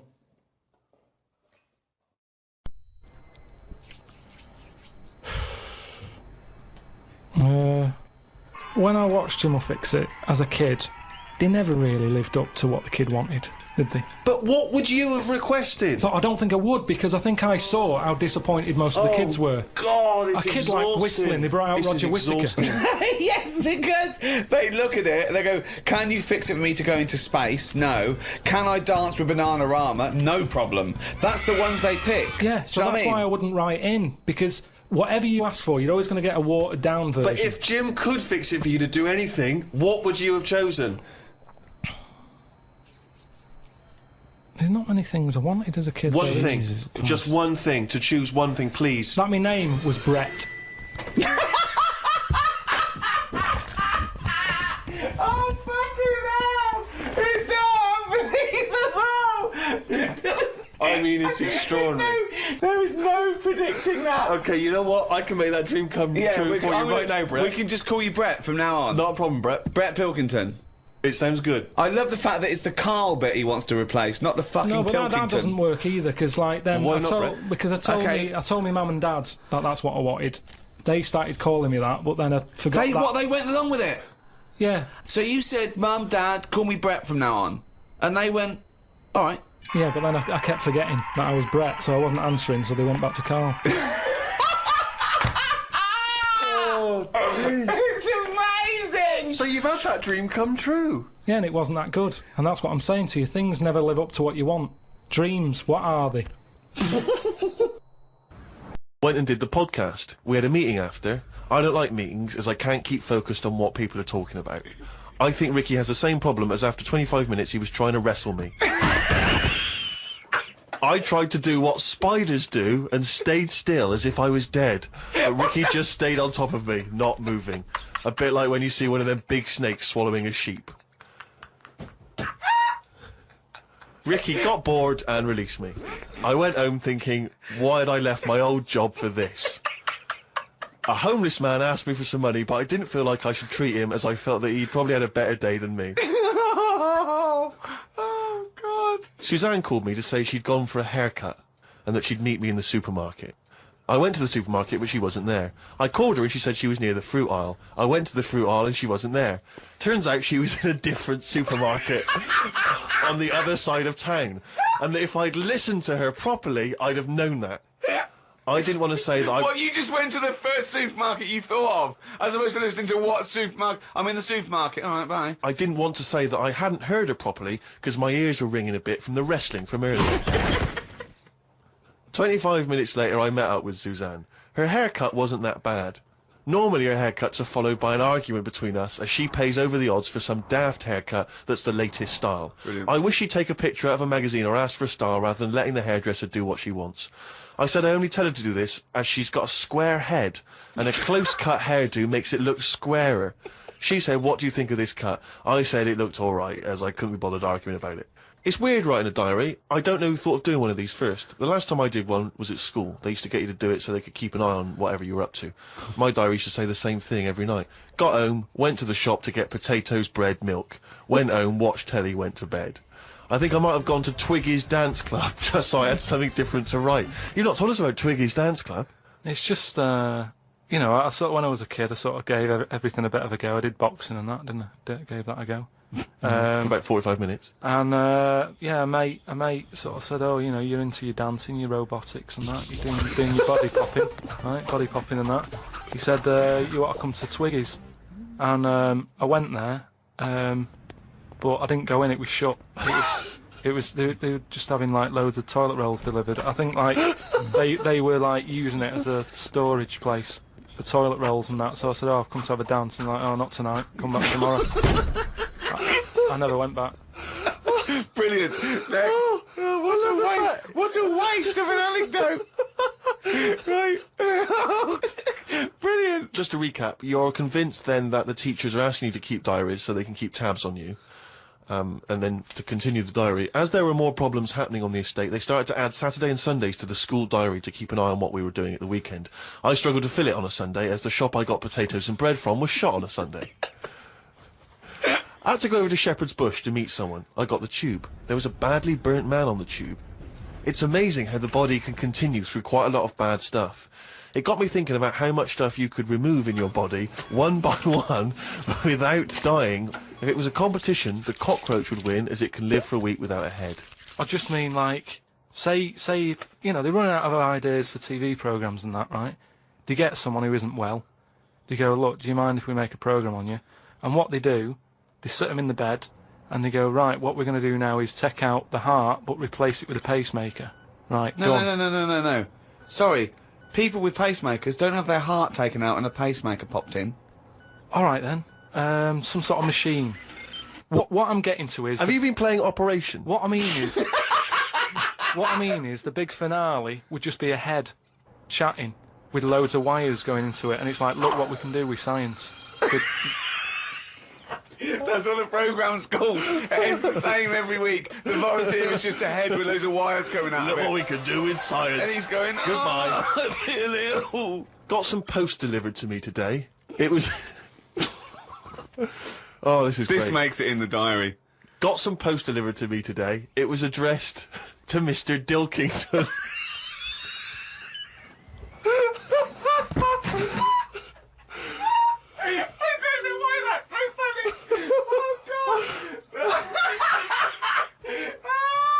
I got some post delivered to me today. It was addressed to Mr. Dilkington.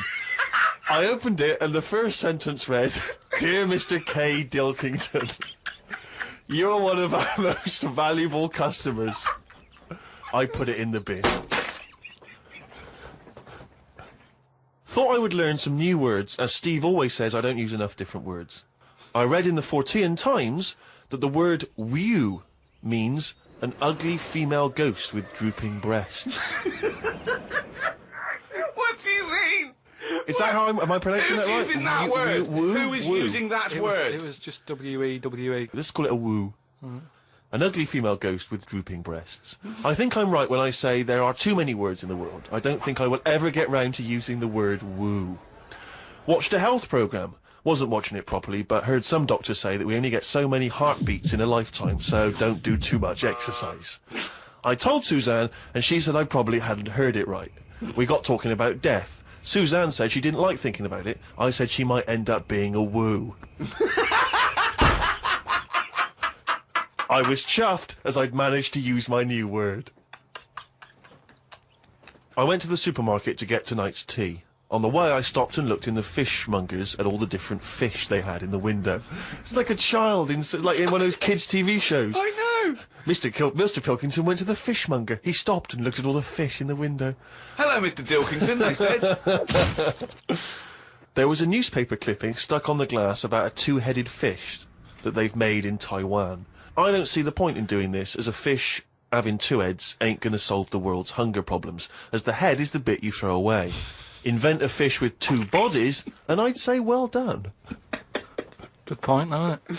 Suzanne watched one of her favourite TV programmes. I've told her the telly only goes on if there's something she wants to watch. If there's nothing on, she has to talk to me about stuff I've learnt. Like Descartes. Watched a programme on him the other day. He is the one who said something like, I know I'm about 'cause I dream. Doesn't work for everything, 'cause ants don't sleep. I don't know if I'd like that or not. You don't know if you would like it if you didn't ever sleep. Not sleeping. It's just one long day. I don't know. Don't know how you put up with that. Do you think it'd be a good idea? No. Why not? Because, as you said, it would get a bit boring. You know, your sleep is your rest, your time off. It helps you detoxify. It helps you sort of think things through on a subconscious level. You know, but don't you ever get it where, I mean, sometimes it's brilliant to have a sleep when you're tired, but don't you sometimes feel that's like... the best time to have a sleep, when you're tired. No, but sometimes when you go to bed and you're not that tired and you're kind of thinking, oh, I'm going to waste some hours of my life now and I'm not really in the mood for this. Well, that's just wishing you had longer on this earth doing creative things. I mean, if you didn't have to sleep, you could spend more time talking to a tortoise and going to the toffee shop.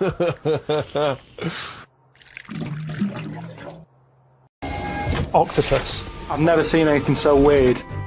Say if I'd come from another planet and everything was lined up in a row and they said, right, we're going to give you a crash course in what's knocking about on this planet. And you go, right, go on then. And you go, this is man, here's woman, here's a dog, here's a cat, here's an octopus, here's a... I go, hang on a minute, what is this?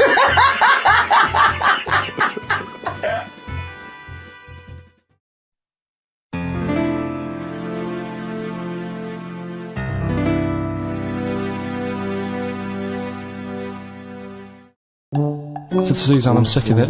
She's going, you need to do it when I get a new kitchen.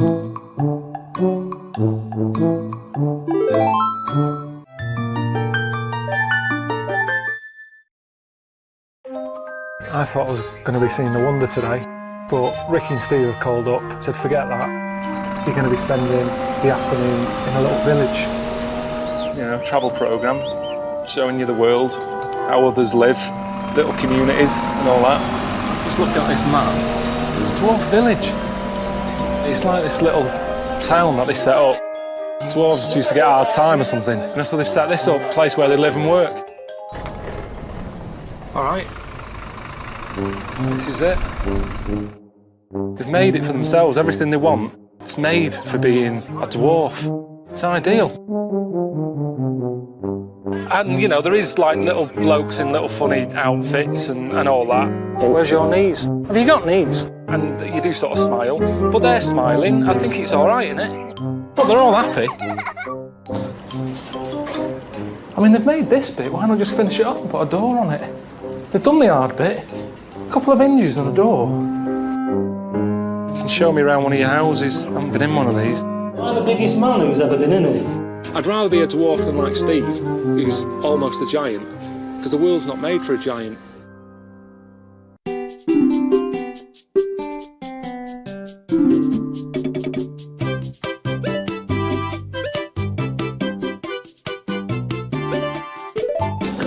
at this. I'm doing a little bit of woodwork.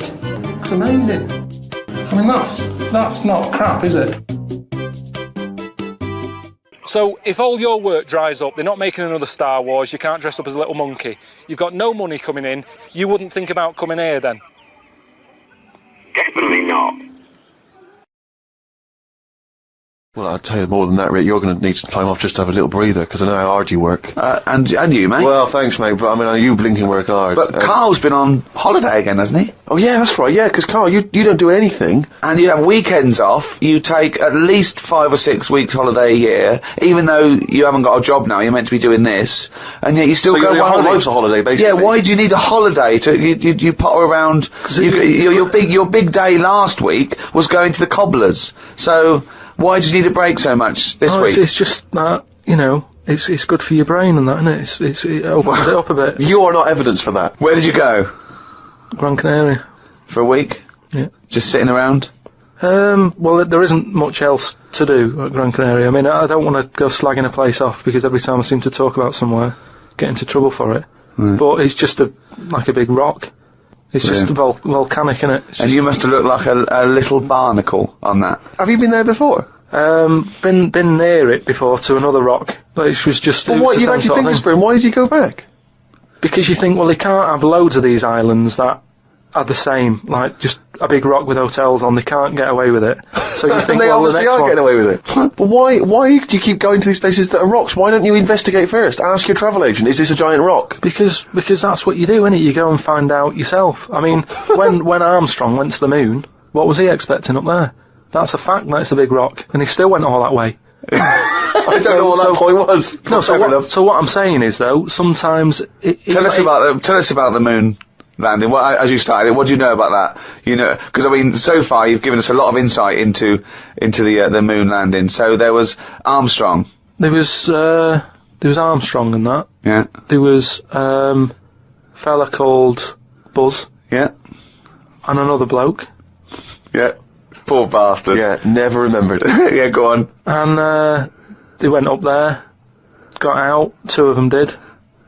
One of them didn't bother. The one whose name, don't know who he was. Didn't even get out to stretch his legs, right? Went all that way. They had a potter about, had a wander, came back again. Yeah. So, that's all you need to know, isn't it? Yeah. And in your opinion, pointless? To me, yeah. But to them, I'm sure they had a good time, and that's what I'm saying. Sometimes you just take the risk, don't you? Go and visit a place, make up your own mind. And so, what do you make of this place? You enjoy it, Gran Canaria? It was just a big rock, but did you... I bet the moon was better. Really? What did you do? It was just, you know, it's one of them, it was a big hotel, which is, that's where I made a mistake. It was one of those, like, big, massive places where there's loads of people, and, you know, you go for your dinner. That describes a hotel. Yeah. No, you've nailed that. I've been to a few, that sounds like it. No, but, do you know what I mean, though? There's the nice small ones where it's just enough people, but this is, like, mental. And it was all, it was full of old people, really. Oh. I mean, that's probably why it's called Gran Canaria, right? Because there's just old people. Yeah, right. But what I thought I'd start doing is start a diary. Okay, why? Just because I sort of had a bit of time on my hands and that. Just thought, write it down, write stuff down. And do you hope that this one day will become one of the great literary documents like Samuel Pepys' diary? I haven't heard of that. Is it any good? You've never heard of Samuel Pepys' diary? No, the most famous diary, other than probably Anne Frank's. I've heard of Anne Frank's and that, and I thought if she's sat in a loft, knocking stuff up, not much going on in her life at that point, yet she was still writing it down. Yeah, whereas I'm on holiday. Area, yeah. I thought, so there is stuff going on that I can chat about. Start a diary. Sure. You started a diary? Yeah. And what are you going to do? Did you keep it up every day? Yeah, just, Oh, can I read it, please? Well, a diary's meant to be sort of... Please, can I read some out on this podcast? Carl... Some of it, though, is only relevant to me. It's sort of... Oh, this is... Please, give me it. Oh, my God. I mean, this isn't... I am just... Look how big it is! It's one of those desk diaries. It's huge. It's about a foot long, and it's Oh, that is amazing. Imagine if Anne Frank had been like that. As she got out... Right, everyone would have heard it clang down on the desk. Yeah, but my writing's quite big, isn't it? Oh, look, give us that. Do you know about joined up writing? Have you heard about that? There's no point. Sometimes you can't read it, can you? So it's better okay. Look at oh my God! It starts on the first day. This is wonderful. Going on holiday to Gran Canaria today. Woke up to the news that Tony Banks had died. There was a piece on the news about how everyone was shocked. Got me thinking about an invention that was really good. Right, a watch that counted down your life. If it says you've got 3 days left, go to the doctors. Told Suzanne about invention. She said she wouldn't buy one. But she said that about the iPod. How would this device work, this watch? I mean, how would you know when you were about to die? Is that a concern, again, not for you to worry about, presumably the boffins and No, all I was thinking is that Tony Banks fella, you know, he died and everyone was shocked about it. But if you had like a little watch on... But how does it work? You can't just say, wouldn't it be good? How would this work? Yeah, I imagine you're in the patent office going, got an idea. They go, oh, certainly, Mr. Pilkington, what's your idea? Watch, they're counting down your life. Oh, how does that work? Just wear it, just pop it on your wrist. No, what do you mean, just pop it on your wrist? How does it work, just pop it on your wrist? Brilliant. You're an idiot. Well, it's interesting that he goes on. The flight to Gran Canaria was a bit bumpy. I thought about the clock that counts down your life again, and I wondered if it would know if you were going to die in a disaster. No, he's querying his own life. He's wondering if it would know. He's invented this. And now he's shocked. A fella on the plane was reading Koi Mag. It was a fishing magazine. I glanced over and noticed he was reading the Pond of the Month article. Don't think they could make it into a weekly magazine. Well, to be fair to you, because I remember seeing a guy on the train once reading Carp Monthly, a magazine dedicated entirely to carp, and it had Carp of the Month. And I just thought, you know, once you're like 3 months in, the editor must be stressing, have we got any more carp? Have we got a carp that's actually done anything? I reckon if they used the same one twice, there wouldn't be many complaints. No one would be noticing. No, well, that's the carp they used 2 years ago. There was a really fat bloke on the plane. He was playing on his PSP. While I waited to go to the toilet, I looked at what game he was playing. It was darts. He's that fat and lazy, he can't even face playing a more active game on a games console.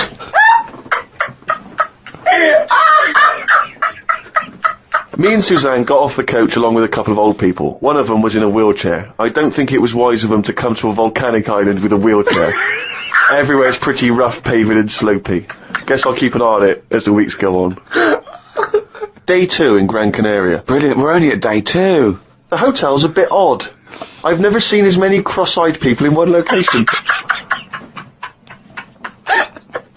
That's amazing! Well, you may let me read on a bit more. No, this is amazing. Well, come back. This is a brilliant diary. This might be the best diary ever written. Oh. While sat listening to the Kinks on my iPod, I wondered if everybody thinks in their accent. I know I do. What's this? What are you talking about? Just that, you know, when I've been sat there lying on the lounger, right, and I was thinking about stuff. How do you know you think in your accent? Tell me a typical thought. Because what I mean is, say if I was like, if I saw something, right, do you know how I say, like, oh, that's a bit weird, isn't it?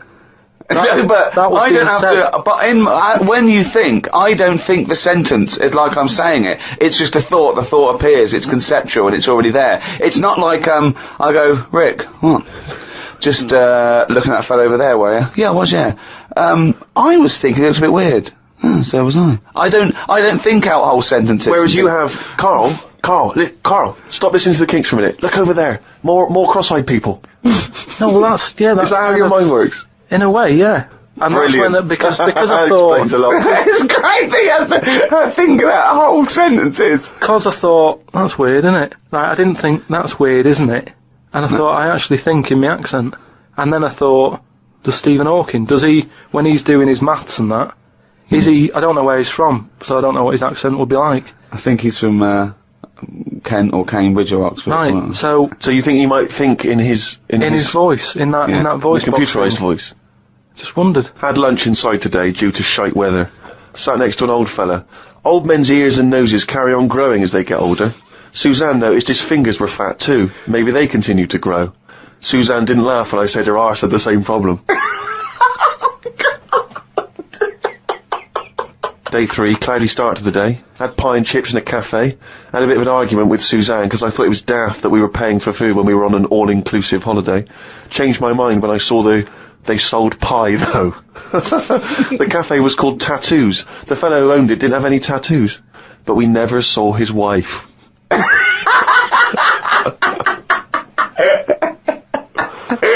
Oh, brilliant. Had a drink in a bar. Everyone sat and watched one of the local cats lick its bollocks. It's the greatest holiday in the world!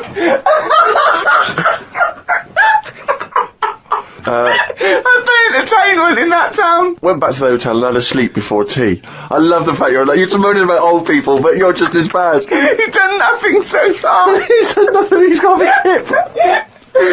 Oh, God. Woke up to news about ducks being badly treated. There was a really ugly one with bent legs. I'm gonna die. Why does he write this down? Oh, God. Oh, there is a fat bloke from Bolton who is in the pool as I write this. He's got a big tattoo on his back, but I can't work out what it is. ... He just got out of the pool and burped. You just felt like you had to keep us abreast of that. Everything's in the diary. I just seen it get to the point where you're going, breathed in, yeah, breathed out again. There was a big fat fella in the sea who kept his t-shirt on. If you're big and fat, is there more chance of you getting burnt because there's more of you on show? I asked Suzanne and she said she didn't know in that sort of not listening kind of way. I wanted to hang about to see if the fat bloke was going to get in the kayak, but Suzanne said we had to head back. Just let him wait in to see if he's going to capsize. We got home today, so we got up early to get the last bit of cloud. No, it's just that it wasn't. It's not that sunny all the time. I mean, I was sat in weather that if it was like that here, there's no way I'd be sat in the garden. Yeah. But because you're on holiday, it's like, well, we got to sit in it. Put your coat on. So are you going to continue to write this diary? Every single day? It's amazing. Keep this diary up. It's amazing. No, I will keep it up, because what I find as well is, I think earlier on, before I went away, I think I did learn something, and because I wrote it down, I remembered it a bit better. So... What was that? I just was thinking then, I forgot it now, but but I remembered looking back at it and not having to read it all, because I remembered the end of it before I read it, if you know what I mean. I have no idea what you're talking about. Well, if you've enjoyed the diary of Karl Pilkington, more next week, I hope. Another week's worth. That's amazing. I'm going to try and get that published. We'll put the odd page up on the web. Go to rickygervais.com. Don't forget to register there as well, so we can email you and let you know what's happening. Brilliant. It was recently announced that the lifespan of the 3DS is coming to an end. You'll no longer be able to make purchases on the 3DS eShop by March of 2023, and the closeout's coming in waves starting in May. So I'm going to go ahead and make a video highlighting a checklist you might want to run through before the 3DS eShop closes, since you won't have it for long. This video is really going to be for those of you who like the 3DS and its library, maybe aren't into emulation, and want to be able to play games that may go unplayable in a legal format forever after 2023. We're going to start with some freebies you can get, and then move on to my recommendations for what to buy before the eShop closes forever. I am a hardcore collector, so this list is long. This list is basically anything I found of any gameplay value on the 3DS or Wii U eShops. This checklist is based off the North America 3DS eShop since I'm in America. Now don't panic buy or make rash decisions since you have some time left, and the list of actual exclusives to the eShop is limited. And another thing, do you have a My Nintendo account and a Nintendo Switch? Most non-DLC purchases on the eShop can get you gold points on your My Nintendo account to spend on the Switch eShop, but only if they're properly linked. I didn't realize my accounts were not all properly linked before I made the bulk of my purchases, so I definitely missed out on some big cash, but you can still earn some points to use towards Switch purchases. So I'm going to go in order of what I believe is important. Even if you don't have a huge budget for gaming, there are plenty of freebies you can get as long as you have a 3DS, a memory card, and an internet connection. One thing to note before I dive into the freebies that are being offered is that you will want to upgrade your memory with an SD or microSD card if you haven't already. The 3DS internal memory is piddling, and even the freebies will warrant more than a 16GB card if you want them all. While some sources give the official supported maximum as a 64GB card, you can actually use a 128GB card like I do, as long as you format it first. If you really want to experience the 3DS's digital library the intended way, or are a big game collector, I suggest investing in a decent sized card. One other thing to note is, while you can get SD cards to raise overall storage, DSiWare is limited to only being executable from your completely limited system memory. You can still back up the game's files to an SD card so you'll never lose them even when offline, but it basically boils down to only having a set number of DSi games playable at a given time without swapping them out in SD storage, thereby losing their save file. This really hurts RPGs and high-score based games, but there's not much you can do without homebrew or jailbreaking, and you can still technically play any DSi game at any given time, you'll just lose save data when you swap them back and forth between memories. I broke the list of freebies down into categories: single player, multiplayer, either, tools, trailers, and themes, and we're going to tackle single player games first. If you like Pokemon, you're in luck. There are 6 Pokemon freebies, and I'll start with my favorite, Pokemon Shuffle. While this one, Picross, and Rumble World are free to play with in-app purchases, they really are playable for free, which is what we're going to have to deal with once payments go offline. This is especially so for Pokemon Shuffle, which I've been playing since it came out many years ago. I can't remember ever spending money on it, and there are numerous guides to catching and training top-tier competitive teams floating around. I do say competitive in quotes since the competitions are for high scores, but you'll also want guides for the single-player content. Especially for puzzle lovers, I recommend this one. Despite being another puzzle game, Pokemon Picross is a different story. While both have their similar elements of waiting to play unless you pay, Picross is a little less exciting and has less overall content than Shuffle in my opinion. I do like Picross, and I do like this game overall, but I'd say Shuffle is more of a priority if you're struggling with block space. Still, it's free, and you can get the same feel of catching Pokemon that you get from other games, to a smaller degree of course. Now if you want more action-oriented gameplay as well as that catching and collecting kind of feeling, Pokemon Rumble World's a great free-to-play game which features actual Pokemon battles in real time. This one has good content even for free. Do be sure to check out Rumble U on the Wii U, which is exclusive to its eShop and uses these proto-amiibo figures.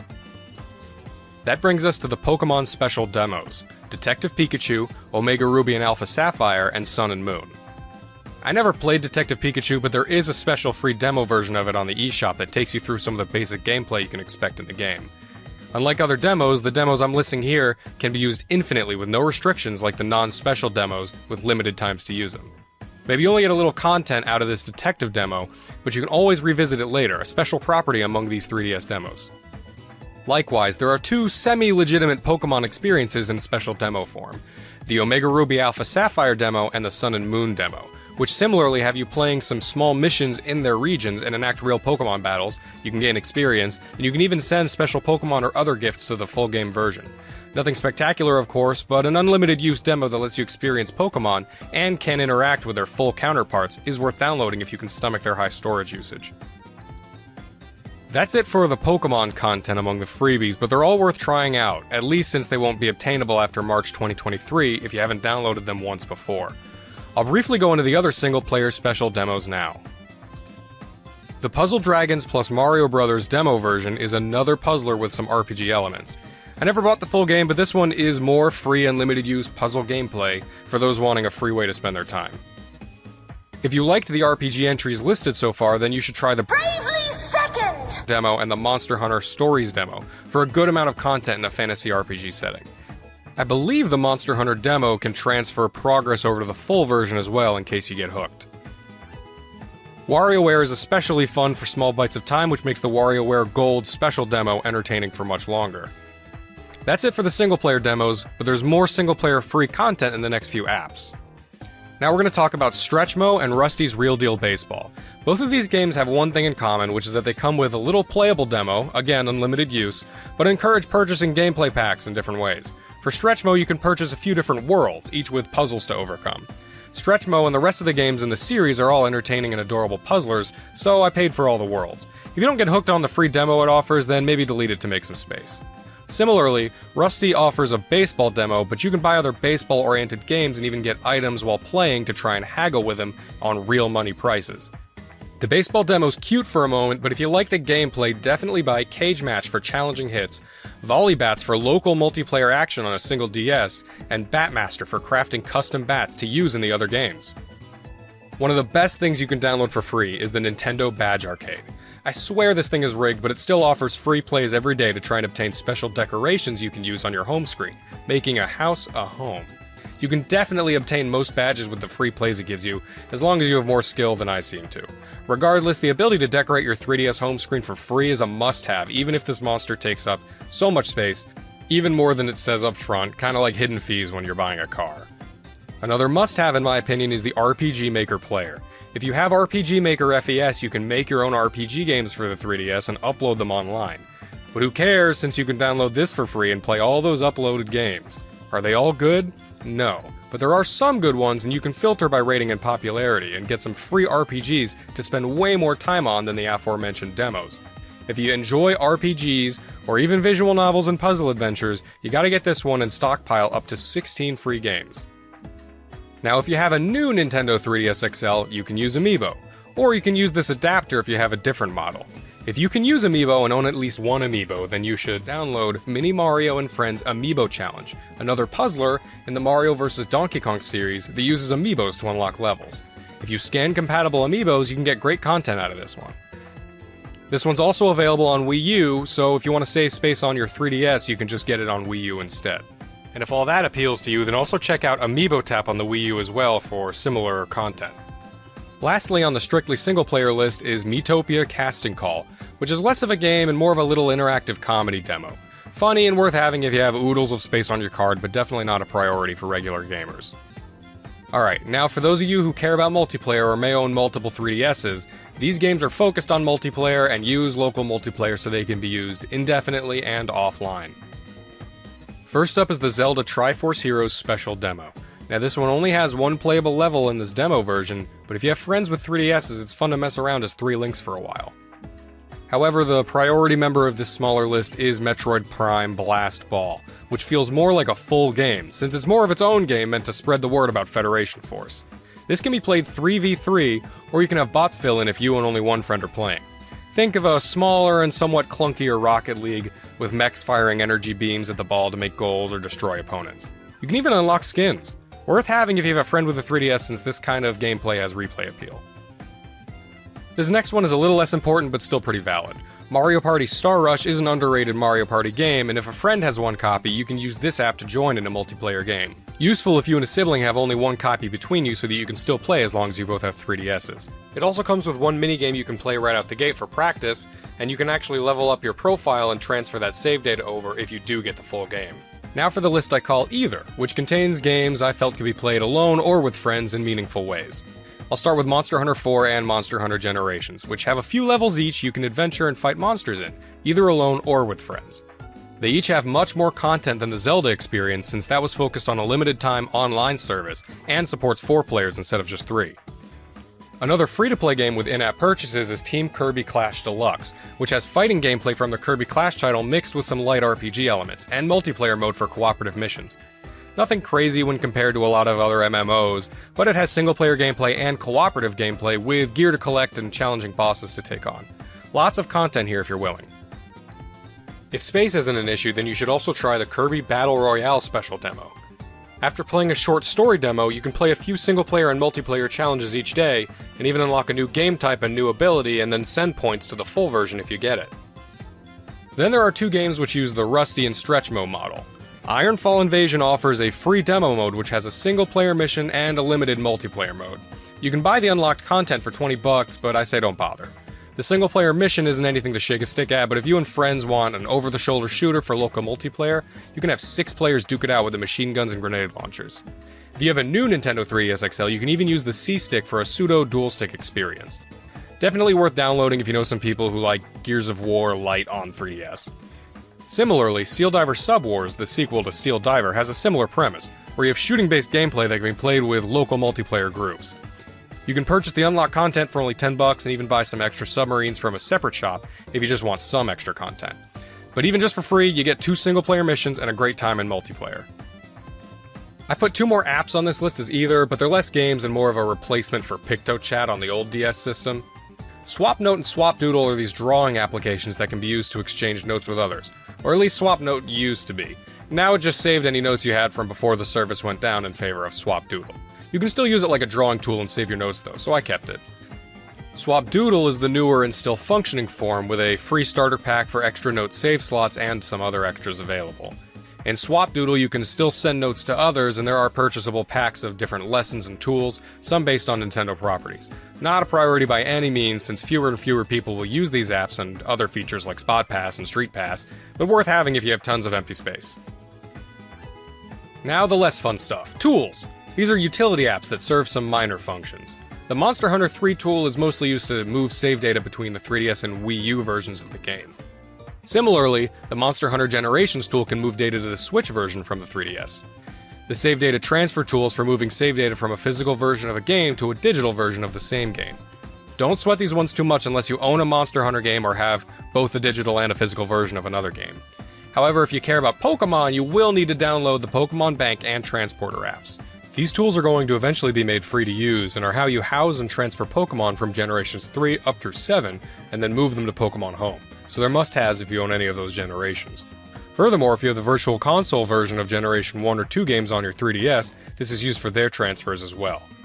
You can download the Poke Transporter app from within the Pokemon Home app itself. Now, the least useful of all of these isn't really a tool, I just put it here since it's not really a game per se. It's Photos with Mario, an AR card app that lets you take photos of Mario characters in different locations as long as you have the right cards.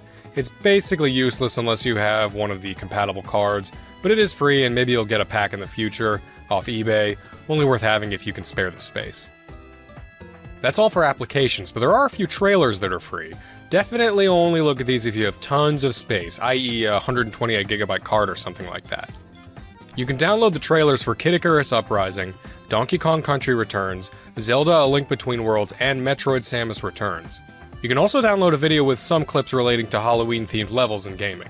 These are just videos, but cool and/or cute things to look back on, especially since some of the footage shows previous builds of the game with different graphics. Not a priority by any means, but I like preserving these things for some reason. And finally, for the freebies are the themes. There are several 3DS themes that you can still get for free, most of them listed in a free section in the theme shop. However, I found one bundle of themes that was free but listed instead in the game-specific section, the Gurumin themes. I'll touch on Gurumin later, but it's an adorable game and the themes appear to be free for everyone. I thought at first it was because I had Gurumin 3D purchased, but I do have some spare 3DSs with different accounts on them and it was free on each of them too, so you should check it out. The other free themes are neat too, more interesting than basic colors in my opinion. And while you're here, buy any other themes you would want to since it won't be possible down the road. I want to mention one more thing before I go into my recommended picks for the eShop. These are not immediately going away, but for those of you who have the space, you should consider downloading updates to popular games that you may get down the line, or games that you have now. These can be found by filtering the search and putting the max price at 0. Some of these updates improve stability or fix glitches, and one day they may go away. But no pressure since they're not in any immediate danger. Just something to think about. Oh, and I wanted to mention 2 other little free things that you can get if you haven't already. In the Street Pass Me Plaza, you can get one of 2 free games, a stock market game and a slot car racing game, but I assume most of you have already as long as you've been using the Street Pass Me Plaza. And another freebie you can get as long as you have a My Nintendo account, Flipnote Studio 3D, which is a successor to the Flipnote Studio on DSi. Okay, now for a rapid fire of the games that I want to recommend. I'm just going to give brief descriptions or even just put up a second of gameplay so that you can know whether or not you want to look into that particular game. Let's start with the list I'm going to call priority games in no particular order. And I have purchased most of, if not all of the following titles on some system. This is just how I spend my paycheck. Not all games I list will technically be eShop exclusives, but many of the games on this list will either be difficult or impossible to legally play otherwise, especially the DSiWare titles. First off is Photo Dojo. Do you like fighting games or beat 'em ups? This is either with local multiplayer off of one DS, and you can be the fighter. While not a very deep game, it is a really fun one I've been playing since I was younger. Next is Game & Watch Donkey Kong Jr. Actually, the whole library of Game & Watch is recommended, but if you have to pick just one, I like Donkey Kong Jr. the best. Dragon Quest Wars. Fans of strategy games need this one. It's got local multiplayer on a single DS, and features adorable Dragon Quest characters and a decently smart AI. Soul of Darkness is a pretty well-made Castlevania clone that utilizes camera functions and actually made a younger, edgier me cry with its ending. If you like Castlevania, you could do worse. Pokemon Battle Troze is for puzzle fans who wanted more than Pokemon Shuffle, and perhaps like the original Troze game. This one does have Nintendo polish. If you like the camera functionality of Face Raiders, Pokemon Dream Radar is a fun way to scratch that itch and give rewards to the Gen 5 games at the same time. I always champion side games that interact with the main series. I'm going to go ahead and recommend the entire Level 5 eShop exclusive lineup, but the best are definitely Crimson Shroud, Attack of the Friday Monsters, and Liberation Maiden, as I'm sure you've seen in the other eShop videos. There's a reason these are on everyone's lists. Pocket Card Jockey is also on everyone's list for the eShop grabs. This game has the Game Freak touch for sure. If you're a retro fan, you'll be looking at the Virtual Console games, and you should. While not really exclusive to the 3DS, they may be easier for you to play here. That goes doubly for the mysterious Murasame Castle, which is a Japan-only title. This is pretty much the only way a Westerner can play this game without emulation, and is very good for an early Famicom game. Similarly, check out Earthbound Beginnings, which was a Famicom game released with an English patch here on the Wii U. Also on Wii U is Kuru Kuru Kururin, a game that never came to the US when it was on GBA, but now it's here on Wii U, and it's a great mix of puzzle, time attack, and physics. Also check out Sin and Punishment on Wii U, since that's another game the US didn't get, and instead we only got its sequel on Wii. I always thought this next one was related somehow to Murasame, but it's just another Nintendo Samurai game. Sakura Samurai is a very artful game that makes really good use of the 3D effect. If you like Street Pass, you need to check out the Mii Plaza games. I went ahead and got them all, but at least for your free game, get Slot Car Racing. I would also recommend Mii Force and Monster Manor the most from the others, though I do think they all offer a fun experience with interactions from other players if you can get a Street Pass. Also take a look at the premium paid update for Street Pass Plaza, which adds a few small features. The next one you might skip since there are other games in the series with very similar gameplay, but I do adore the Yumi series, especially Yumi's Odd Odyssey, a puzzle platformer on 3DS. Maybe skip it if you have its sequel on Switch. This DSiWare exclusive is a mix of stealth and puzzle gameplay, a clever game called SKP Go. I've been playing this one since I was younger, and it has a little storyline about an amnesiac who's pursued by assailants, and challenging gameplay along with it. Another one I grew up with, Elemental Masters, is one of those TCG role-playing games set in a fantasy world. Kinda similar to Puzzle Quest in the setup, but the gameplay is more like a side card game from a regular RPG, like the one in Final Fantasy VIII, or the Digimon TCG in Digimon World 3 or Pazak. I'm currently having a lot of fun playing Chibi Robo Photo Finder. Now I never had or played the original Chibi Robo, but I did play Park Patrol on DS and thought it was fun, and this one scratches that similar itch. Consider getting Inazuma 11, a soccer RPG game that does not get many releases in the US, though if you're in the JP or PAL regions, there were many released in the series.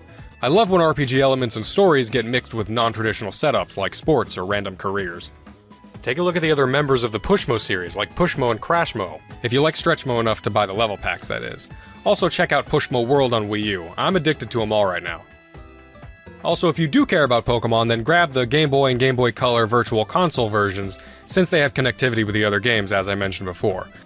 Long story short, this is the only legit way to transfer Gen 1 and Gen 2 originating Pokemon up to the new games. It's also one of the only legit ways to shiny hunt Celebi, since Crystal comes with the special Celebi event preloaded.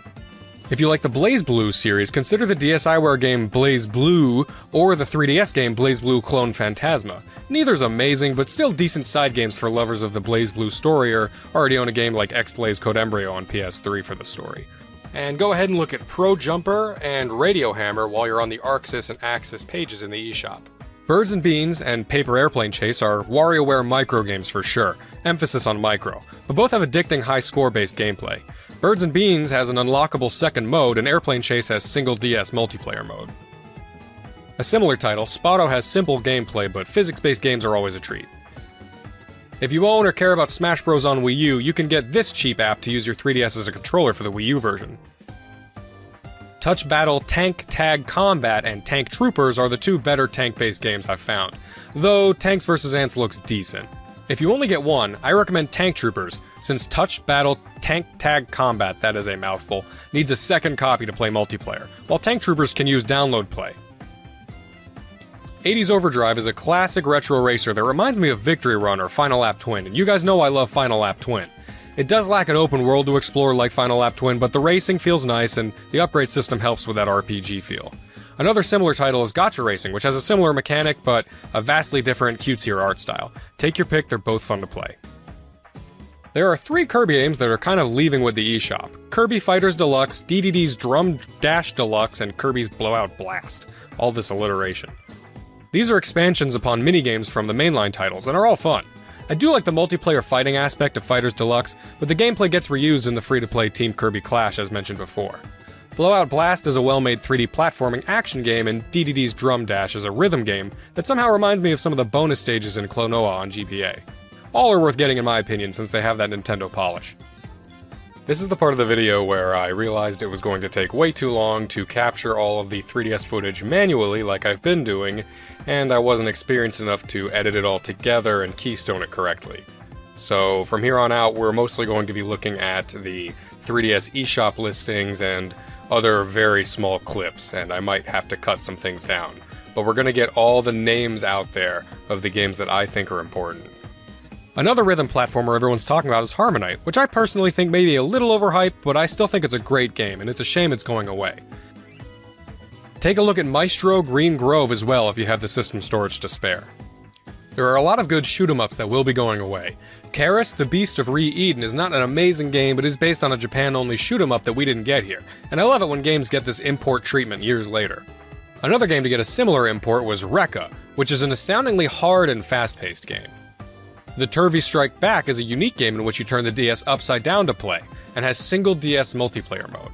Can you tell yet that I love single DS multiplayer mode as a feature? I really liked Advance Wars back in the day too. Galaxy Saver is another well-made shoot-'em-up which does have local wireless play, though 2 copies are needed. Still, single player is worth its price tag. Nano Assault DX is another one I've had for a while and gives a unique spin on the genre and has good 3DS effects for those who actually care. Also check out the litany of shoot-'em-ups under the GG label. Search for the publisher Good Vision Corporation, as most are well-made. They're pretty cheap, though they lack all the extras, modes, and pizzazz of some other titles. Still, cheap and fun for most games under this label, and they're not just shoot-'em-ups. Also take a look at Kokuga, Chain Blaster, and Steel Empire. And while not really a shoot-'em-up, Affordable Space Adventures on the Wii U is a great game with co-op gameplay, flying a ship around dangerous space. Though you can get this next action-adventure title on other systems like the PSP, the 3DS version of Gurumin 3D does have a unique feature in the 3D visuals, something which can be said of any game ported here, but Gurumin is also a terrific and cheap game which often goes on sale. Fans of puzzle and adventure visual novels should try out the Parascientific Escape series and Cold Case Investigations Distant Memories. I loved 999 on DS, and these help scratch that itch when I'm on the go. For golf lovers, especially those who like golf games with mild RPG elements like I do, look at Fun Mini Golf Touch, as it's cheap and has plenty of unlockable options and upgrades. Also look at Let's Golf 3D and True Swing Golf Express for similar features.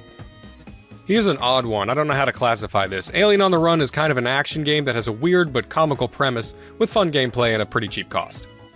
I'd be remiss if I didn't mention the Mario vs. Donkey Kong games we're losing.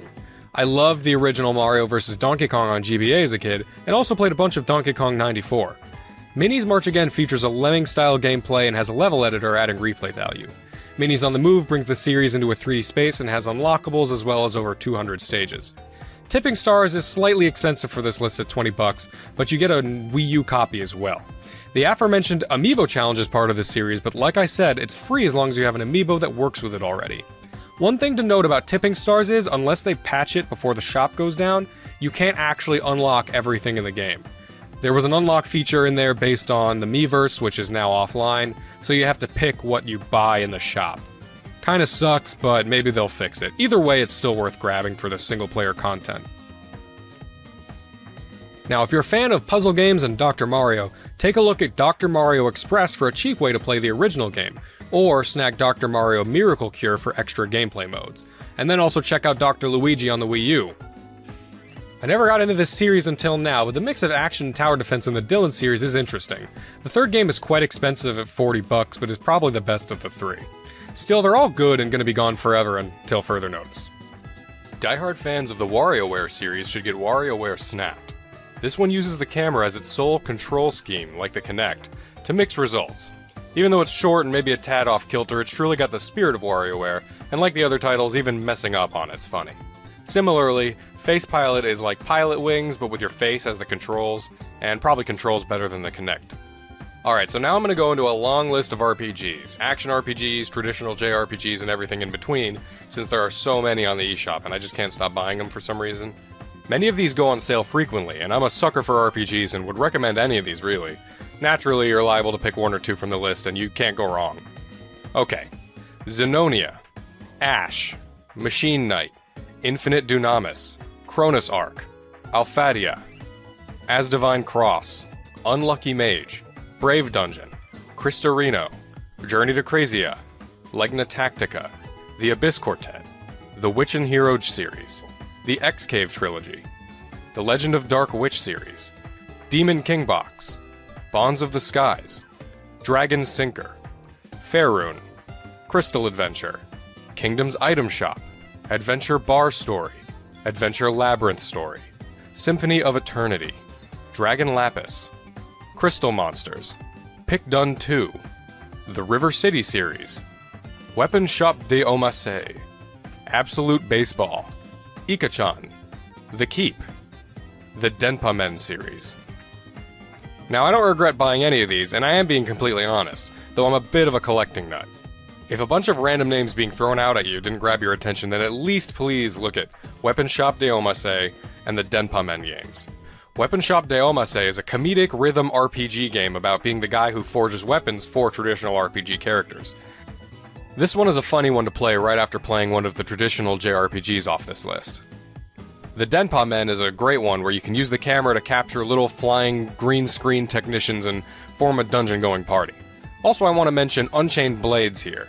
It is on the PSP, but we all know about the PSP shop, so maybe grab it here since it's a great dungeon crawler in first person with huge battles.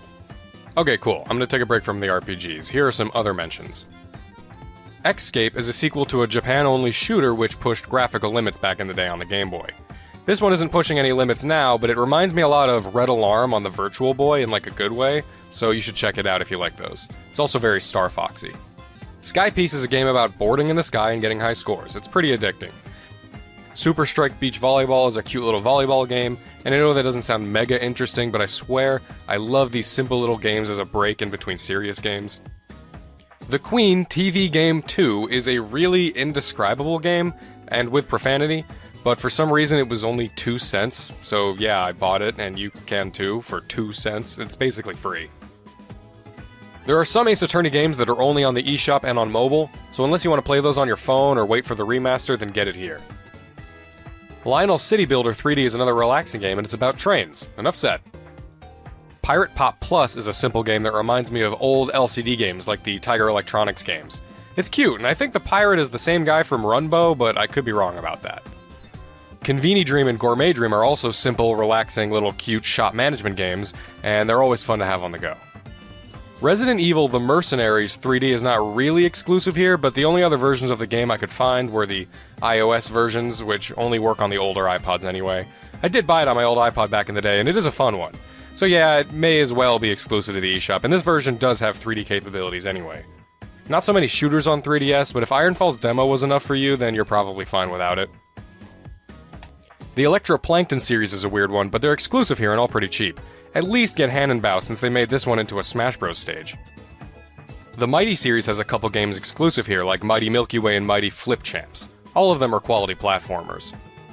Ancient Tribe is another cute little game that reminds me of Populous, if anyone remembers that one. Amiibo Battle is a different vibe, but also checks off the RTS-style gameplay. Moki Moki is a simple party game, but also has download play, so that makes it worth it to me and my extra DSs. Fighting/beat-em-up Cosmo Fighters also checks this box, and I love fighting games where only one copy is needed, like most fighting games on console. Man, more stuff should have been download play. Mononoke Forest has a similar aesthetic feel to Moke Moke, but their gameplay is completely different. Very cute though. The Spirit Hunters duo are like the Denpa Men, but if you like creatures better than weird men, then look at these ones.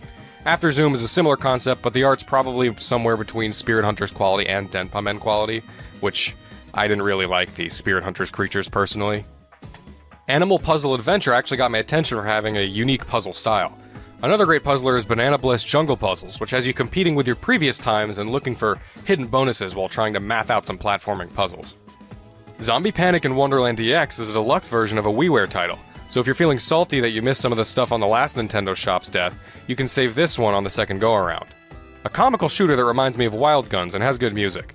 Another zombie game I like is Undead Storm Nightmare, which is a top-down shooter with download co-op. I love these kinds of games now more than ever.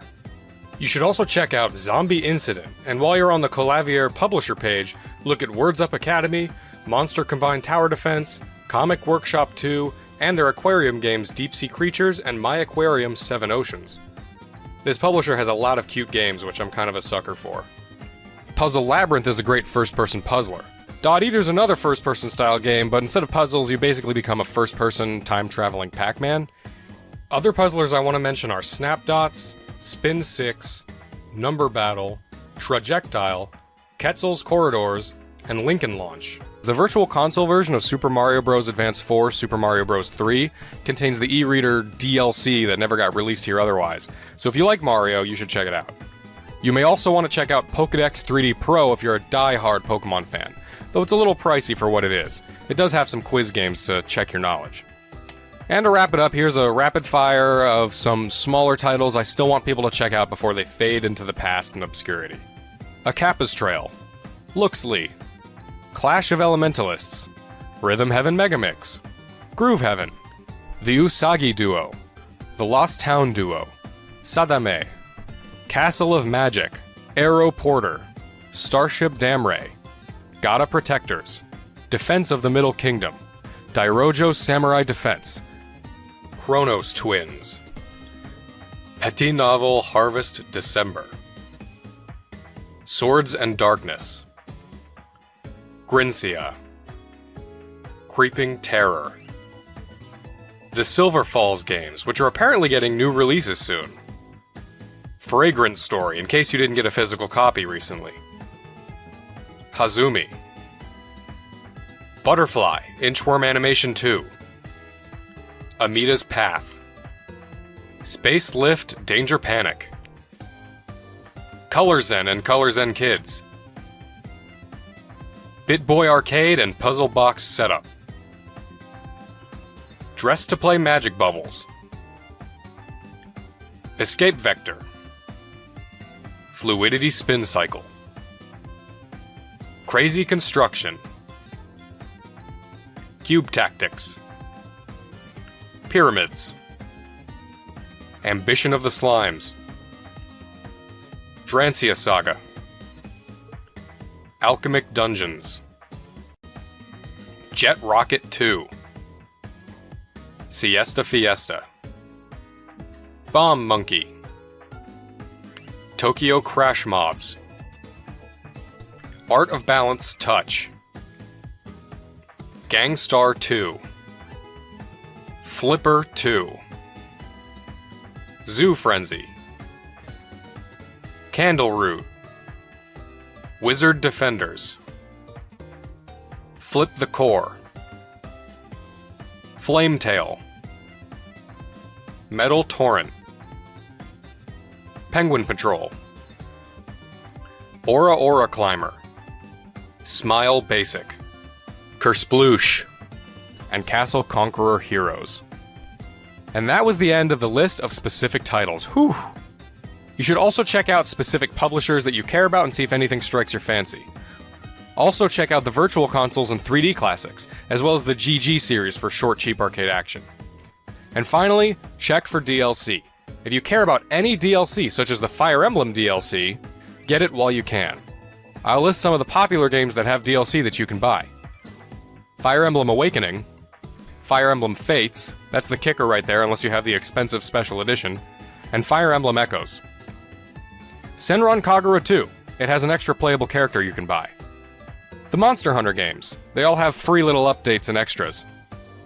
Persona Q, Super Smash Bros, get all the characters. Theatrhythm, you can get some songs that you really should have gotten with the base game for the same price as an actual iTunes song.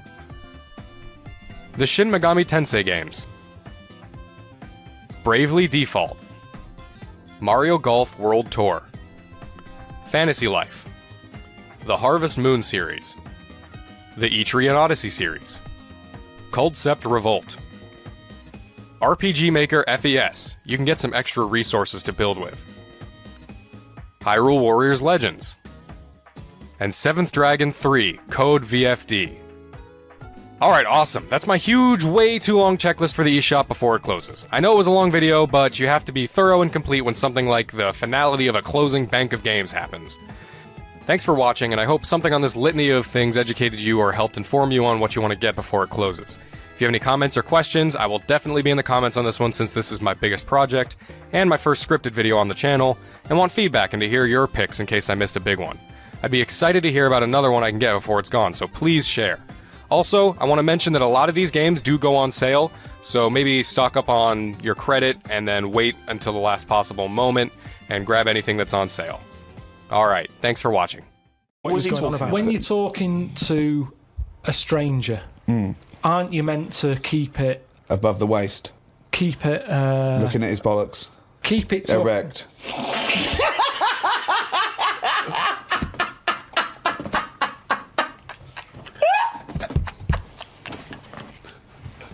I made Carl laugh. But we've talked about this before, haven't we? About the cloning thing. Yeah. That's a bit weird.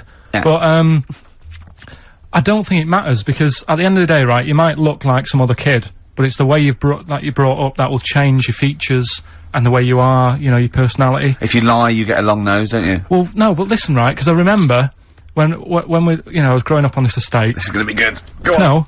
No, it's not. It's just an example of how this doesn't work. Go on. So we don't need to worry, sort of thing. Sure. Right? Okay. So I'm growing up on this estate, and there was this woman about 4 houses down, right? Who's a bit rough. All right. Didn't fancy her. Oh God, no. Right, but she had a baby. Well, tell me about her first. I'm interested in this woman. Why was she? It was a very. Was it like being a man in a dress? I mean, I didn't grow up in a posh house or anything, and I'm not saying that if you live in a bit of a rough house, you're a bad person. What did she look like? But anyone can tattoos, clean up. Looked like Tony Green with a fag on. They didn't clean up much, right? Oh. Which, even if you've not got a lot of money, you can still try and make a place look nice. Yeah. Right? But she didn't, and a kid used to take a horse into the house. Sorry. Whoa, Neddy. What do you mean a kid used to take a horse into the house? Where did he get a horse? Must have nicked it from somewhere. Must have done. So you've seen a horse in it? No. What, is that from outside the saloon round the corner? Yeah, was it just tied up with a bit of right? Oh, that's great. Big Jake coming looking for it. I'd been out. Oh. No, sorry, let me get this. This was before the lynching stopped or after. Where did he get a horse from? What do you mean he must have nicked it? His mum said, where'd you get that from? I bought it. All right then, but keep it out the kitchen. I don't want you going Catlin rustling. Where did he get a horse from, Carl? And how long did he have it for? Was he leading it or riding it? Mum, open the door, I can't stop! I can't stop it. Open the patio door as well, I'll be— Looks like we got us a runaway. What do you mean? I don't know, but the thing is, they couldn't afford to buy one because they're not cheap. So I'm just guessing. Maybe that's wrong of me. But I think— He had a horse? Yeah, right. So that's why the family didn't have any money, they'd spend it on the horse. No, I don't think, that's what I'm saying, I don't think they would have bought it. So anyway— Yeah, it's wise to whisper, Carl, in case they're listening.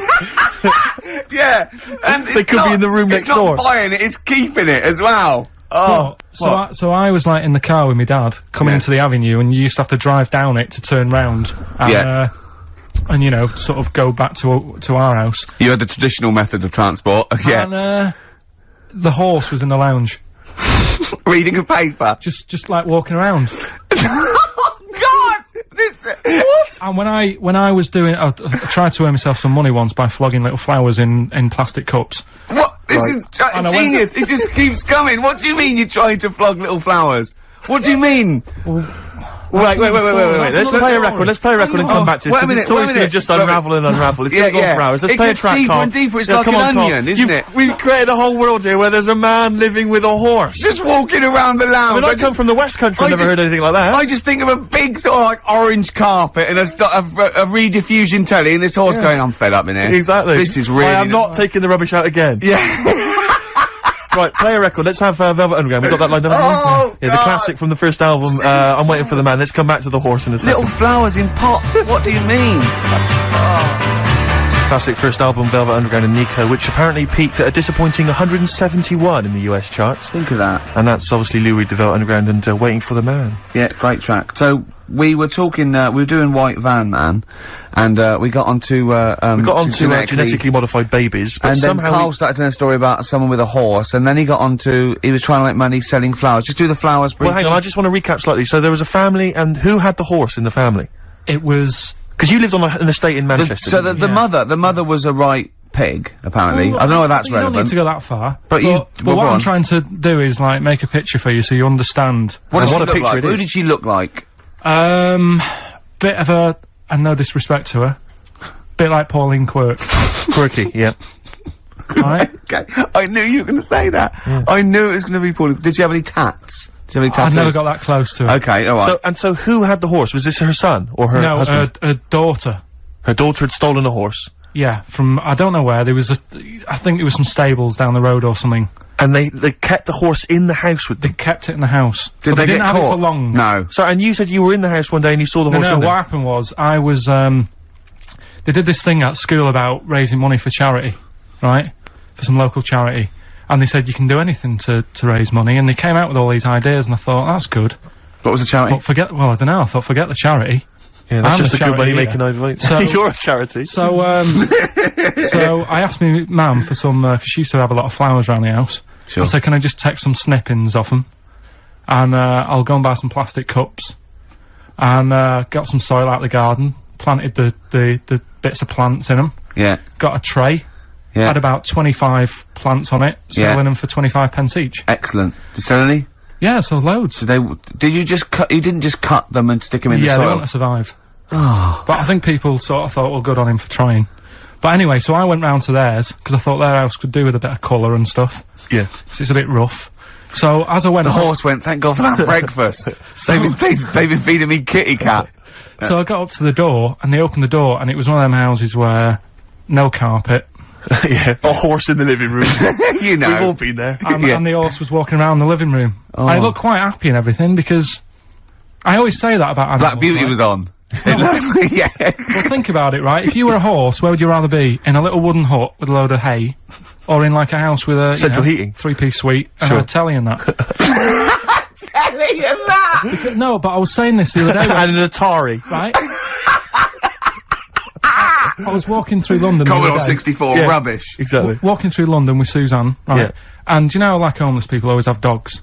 And she said, oh, I hope she looks after it. I said, that dog is happier than most dogs. Right. Because people always walk past and give it a pat on the head. Yeah. It's with its owner all the time. Yeah. It's out in the open, it's not locked up in a house. Yeah. It doesn't eat, but other than that. No, it does eat though, they're always alright. So that's what I was saying, I think this horse was doing alright for itself. Do you know what I mean? Well, not many horses have got their own house. Exactly. For a start, yeah. But anyway, that's by the by. Yeah, so anyway, this family, who's a bit, what we were talking about, it was about cloning. Genetically modified kids and all that stuff, yeah. Right, now what I'm saying is, you could say, you know, right, Steve, you could have a baby, right?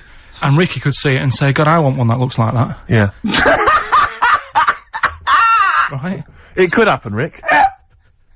So come on, work with him. So you take it to the doctors, and I don't know what they do. They inject it with something or whatever. Yep, that's how it's done. Yeah. And get a little baby, and there it is. It looks the same. Now the thing is, you separate. You both go off and do your own things. Yep. Right.